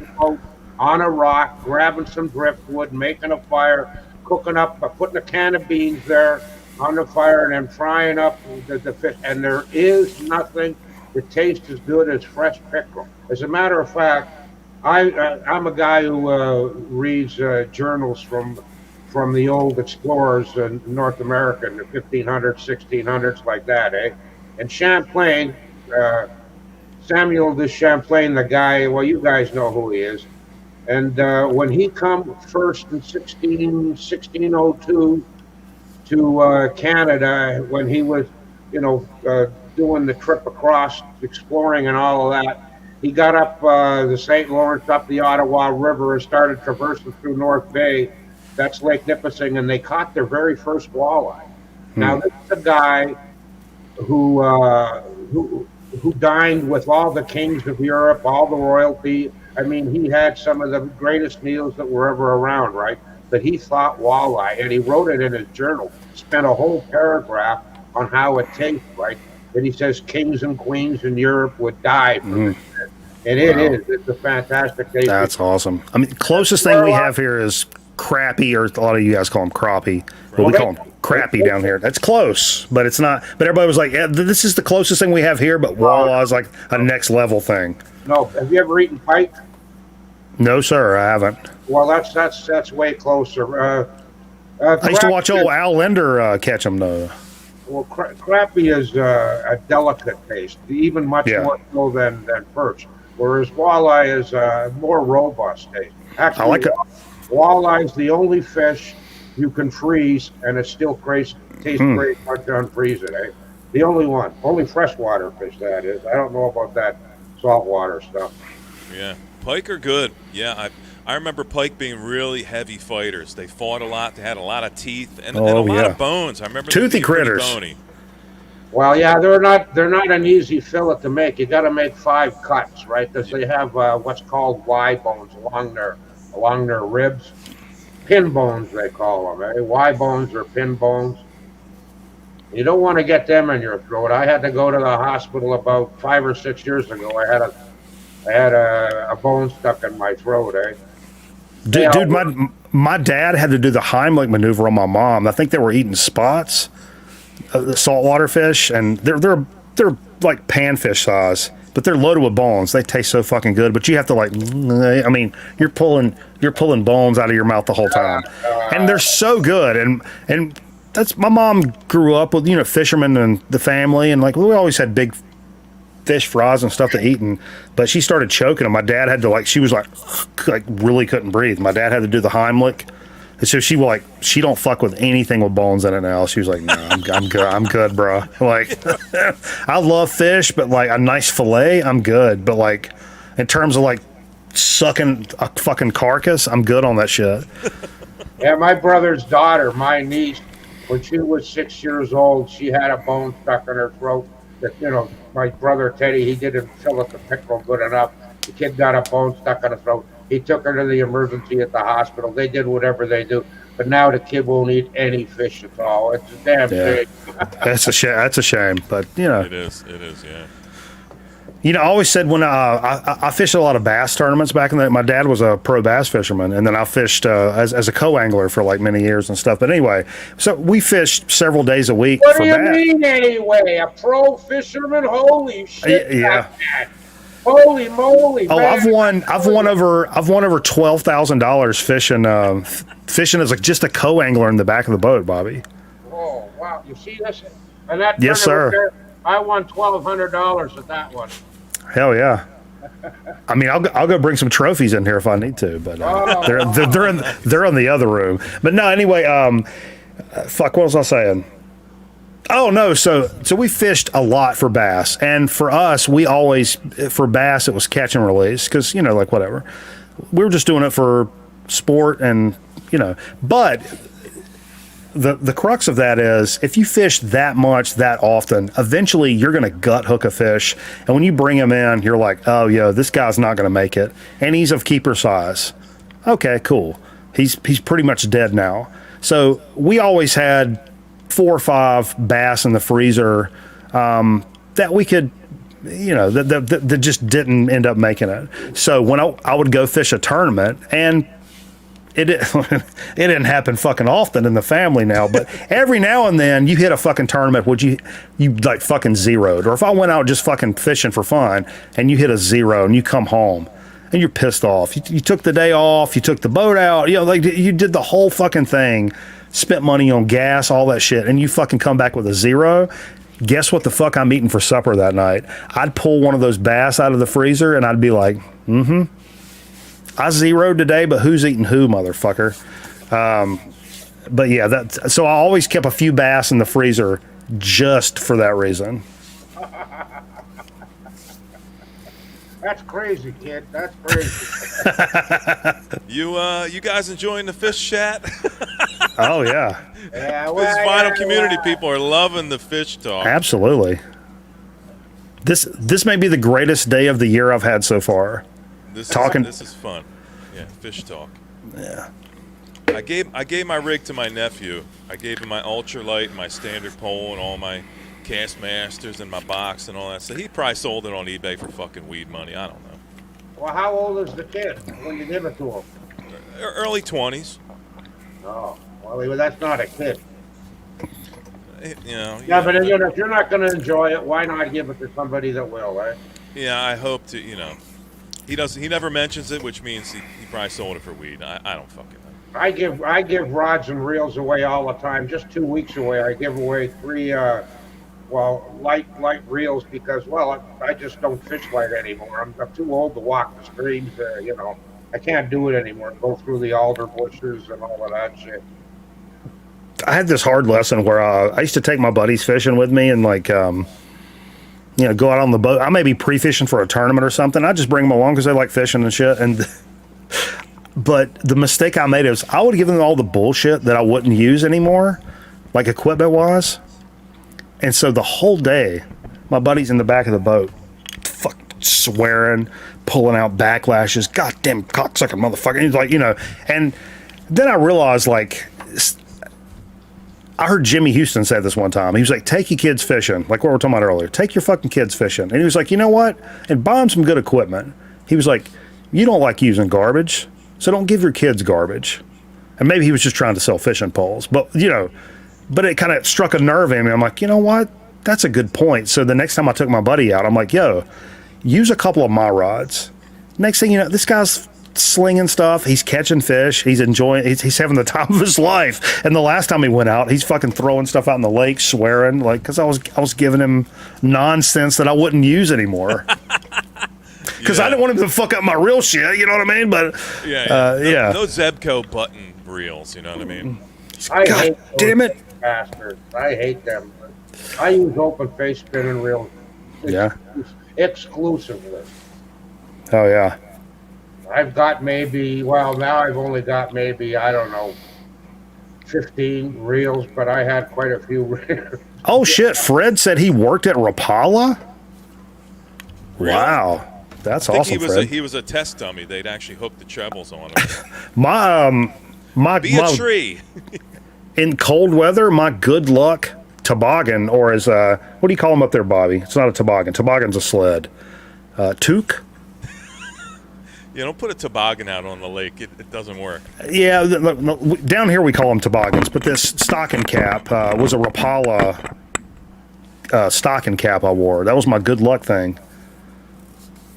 Stocking cap. You mean a toque? A toque. Yeah. Down here we call them toboggan, but you guys call those sleds, though, right? No, we call them toboggans. Do you really? That's got the curly yeah, front I on had it. the big wooden toboggan, right? You can get 3, 4 kids. They got long ones too. You can get 8 kids on them, right? No, like the hat. Oh no, I didn't know a hat, Rapala hat. No, we don't use Rapalas up here. Dobby, he defined what his role was working with Rapala. He worked on their parking lot. He wasn't actually like designing floors or anything. He worked at the parking lot. I painted their parking lot. Ain't nothing wrong with that. I forgot to define what I actually did at Rapala. Dude, I tell everybody I open for Slayer. I don't like to tell the part where they threw shit at us. Dude, you tell the part of the story that benefits your fucking ass. You do, and then it just gets better over the years. Of course.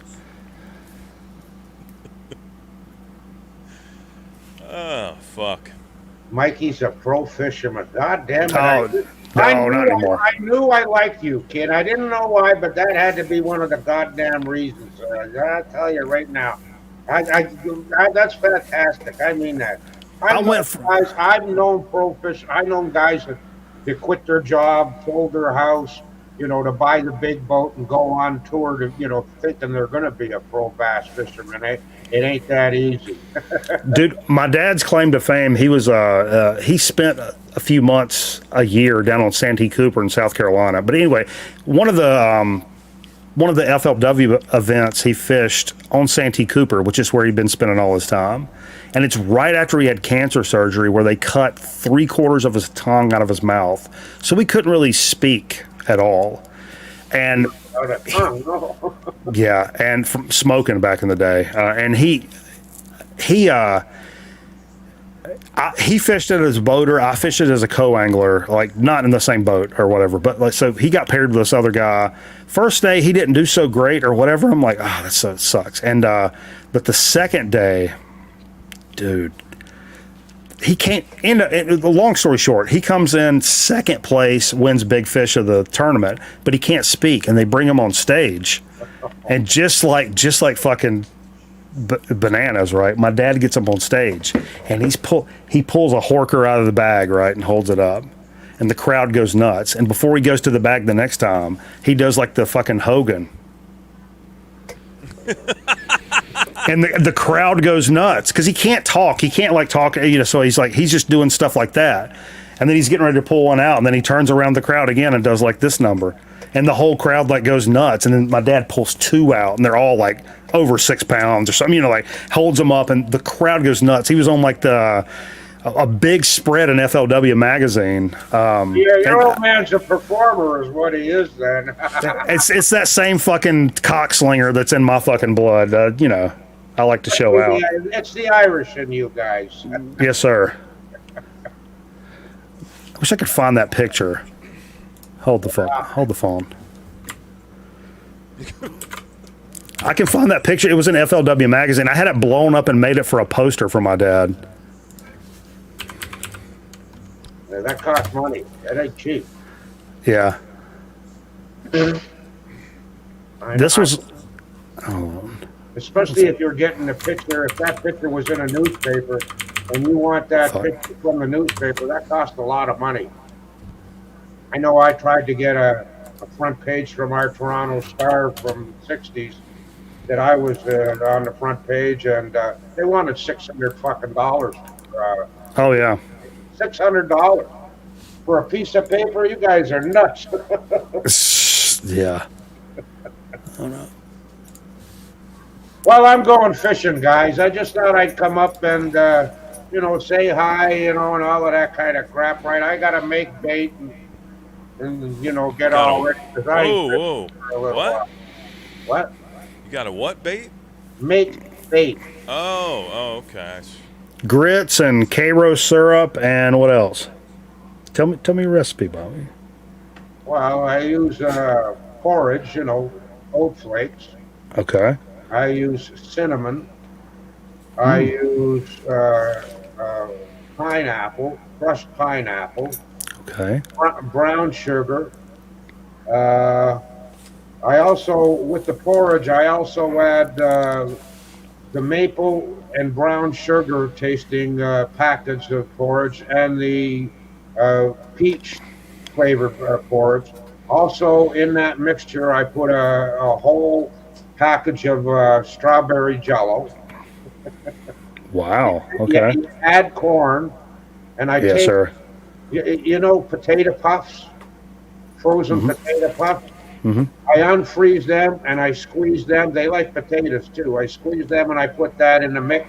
I add the corn juice, water, mix it all up, and it turns sort of red. Well, I'll show you what it looks like. Dude, these Pay Lake carp fishermen down here would never do what Bobby's doing right now. I was gonna say, it sounds like dinner. This is down here. They'll be like, I ain't telling you nothing. Yeah, I know. Everybody's real secretive up here. Yeah, that's what I'm loving this. They got mad at me showing the videos of the guys catching fish down there, and they're all going, "What the fuck now? Now there's going to be people coming over to this spot. Fuck, there's people there all the time. We're in the city. What you got a camera for? Yeah, what you got a camera for? We're in a city of 6 million people, and they think it's a fucking secret. That's what corn looks like normally, right? Yes, sir. This is what I do to it. Hell yeah. They love that color. Like pickled corn. You ever had those? You ever seen the pickles where you put the Kool-Aid into it? So they're like red. Yes, sir. Like Kool-Aid pickles. So they're all Kool-Aid. sweet. Well, like I don't know. The Kool-Aid, you got to add sugar, huh? Like one little package of Kool-Aid, you got to add two cups of sugar, right? Down in like the deep south, like Louisiana, Mississippi. I think it's a Mississippi thing. They pickle pickles with Kool-Aid, so they come out red. So it's like fruit punch or cherry, like pickles. It's like a deep south thing they do. I want to try. I've not tried them before, but I would do it. Oh, that sounds weird to me. I like pickles, but I don't know about a Kool-Aid pickle. Now you bump that up and fry it.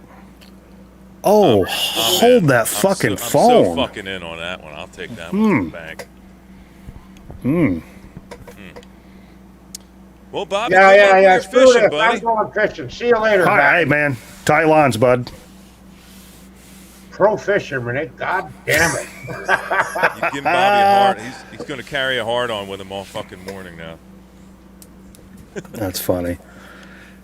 Yeah, I had that picture of my dad. I was like, oh wait, I can't. No, I think I can share screen, but like I was thinking like, oh, I'm on my stream. Well, I could just like click a couple of buttons and I'm out the fucking pilot of the ship. Why don't we do one more and then we'll tuck everybody in and say goodnight. What do you think? You down for one more? What he say? Hold on a minute. I got. Whoa.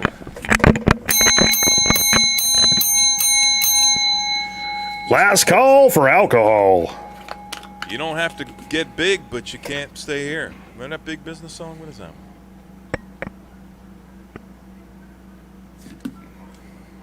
What is it? You don't have to get bigger, but you can't. That album's great. I heard that the other day while I was working. I played it like 3 times while I was at work. I'm like, this gets better every fucking time. That song. Okay. Send help. One more for the road. Mikey. Hey, man. It's been great having you. Thanks for coming by, hanging out with me tonight, man. I appreciate the invite, man. Good pleasure. times. The vibes were fucking epic level high. Love it. Love Yes, it. sir. Cheers, everybody. Cheers. Everybody out there, cheers to you. The fist bumps are in.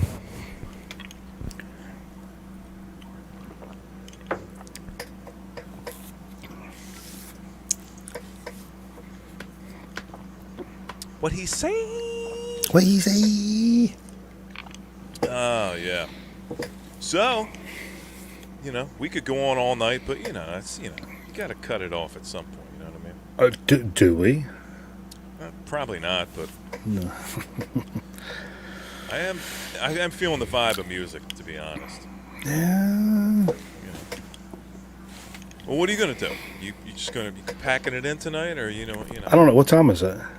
I got to cook some chicken wings, which I was going to do some of the music's playing. I'll just go fire up some chicken wings and I'll miss a couple of minutes, but whatever. But I've sat here just the whole time. And now I'm I haven't eaten since 1 o'clock this afternoon. Oh my God, you got to get some food in you, man. That's not good. No, correct. Get some, you try this sometime. Try some, I don't know if it's going to be good or not, but try maybe sardines and rice or something like that. See how it goes. It's pretty good. Oh, it's pretty good. Great minds, you know what I mean? I knew I liked you. Got brown, long grain rice. And long rice. The long, strong stuff. Absolutely. Absolutely, Carl. I'm glad you stopped by and liked it. Hey, if you wanted to see what went on from the beginning, you can rewind on it. I'm about 98% sure this stream isn't going to go anywhere. It shouldn't. So, Jesus Christ. If anybody missed anything, you want to check what happened, rewind on it right now. You can see what happened from the very beginning. But I want to thank you, Mike. I'm going to say goodnight to you. And if you decide you want to do something on Twitch, I'll stop by, You want to cut your wings up, do whatever. I'll see if. Here's what we know for sure: shelving show on Sunday. Correct. We'll be live tomorrow night. Go to Mikey Bananas tomorrow. I love the new segment, the Sunday shelving show. I said it from the very beginning. It's good to have choices in this world, and sure, I love the idea. Mikey, all the records he plays on Grown Man Night, he puts them away because he hates shelving stuff, like most of us do. Sure. But now he kind of pushes himself by having a show, and he plays, the opposite side to what he played that night, and then he puts it away. Yeah. So check out Mikey Bananas over Grown Man Record Night as usual. Thank you for coming by, Mike. Appreciate you, brother. Yes, sir. I'm going to just gently tuck you in. By tuck you in, I mean kick you out of here completely. And then I'll say goodnight to everybody else. Thank you, Mikey. All right, man. Appreciate Take you, care, homie. buddy. Good night. And, yeah. Let me try that one more time. The timing was terrible. All right, do it again. All right. All right, Mikey, thanks for coming by, buddy. Take care of yourself. Okay. All right, that worked out the second time a lot better than the first time. Whew. What do we do tonight? What do you say? We played a lot of great music. We played some stoner. We played some doom. We had a lot of great talking and yakking in the chats. Excellent people. I appreciate you coming out here and supporting the fella in all his endeavors and all the nonsensical chat and the things that make no sense at the end. And what did you get out of this? I don't know. Subjective. But here's one. I'm happy you came by and hung out with us tonight. At the very least, call it a bit of escapism in a world that's just kind of topsy-turvy. I hope you enjoyed the doom and the stoner. We'll do it again. I missed doing this on Saturday. So here's what's going to happen. I'll be back and I'll see you again on this coming Thursday for another full album spotlight. And not this coming Saturday, but the next one after that, we'll come back and do it again. Maybe it'll be a Hydra. Maybe it'll be a Cerberus. Maybe it'll be a Phantom session. Yeah, I'm feeling the vibes again. I'm feeling invigorated. So, yeah, Bill, miss you. Boingo. Caitlin, thanks for coming by and hanging out. Dave, thanks, buddy. Take care of yourself. Richard, the Music Maniacs. Hey, Richard's music. What? Macca Mania's hanging out in the crowd. Good to see you, buddy. Thanks for coming by. Hope all's well. Miss you. And Kimba, of course, gently placing the cherries on the milkshake of life. Thanks for coming by and hanging out. The wonderful and beautiful Kimba. Carl, thank you for coming by and hanging out, buddy. Go and rewind on it. You could check out all the great music if you missed any. And I think you missed almost 2 hours of it. So, Carl, go back and check it out. Some good stuff. So, Nate, who else? If I missed anybody else, I apologize. Zorlock's in the crowd, still hanging out. Boingo, thanks for coming by, buddy. My man Dobsky. Adrian was here earlier. Caitlin, thanks for coming by. Caitlin, take care of yourself, Caitlin. I'll talk to you soon. Went and followed you over on the Instagram is what a fellow is trying to slur. I'm about this far from slur phase. You know, the Coneheads, they had the slur phase when they went to sleep. Biz is hitting the slur phase right about now. Yep. Chat count, I didn't get the chat count because, unfortunately, I kept the chat on.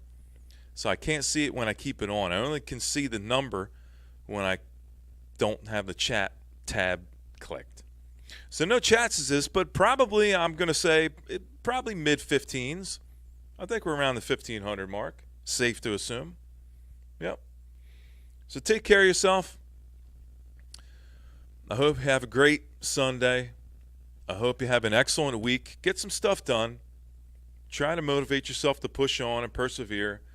The greatest gains are made when you want to do things the least. So get up when you don't want to get up.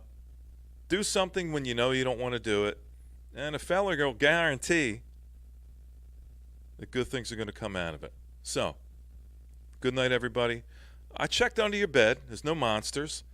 I shut the closet door. I put your little nightlight on next to your bed in case you got to get up and pee-pee in the night. Everything will be okay. I'll see you again really soon. Thank you from the bottom of a feller's heart for coming by and hanging out tonight. Danny, thanks for coming by, buddy. Take care of yourself. Really appreciate your support. I appreciate everybody's ongoing support, and it's just a beautiful thing. Let's do this again next time. Until I see you again, take care of yourself. Good night. I'll talk to you really soon. Thank you from the bottom of a feller's heart. Take care.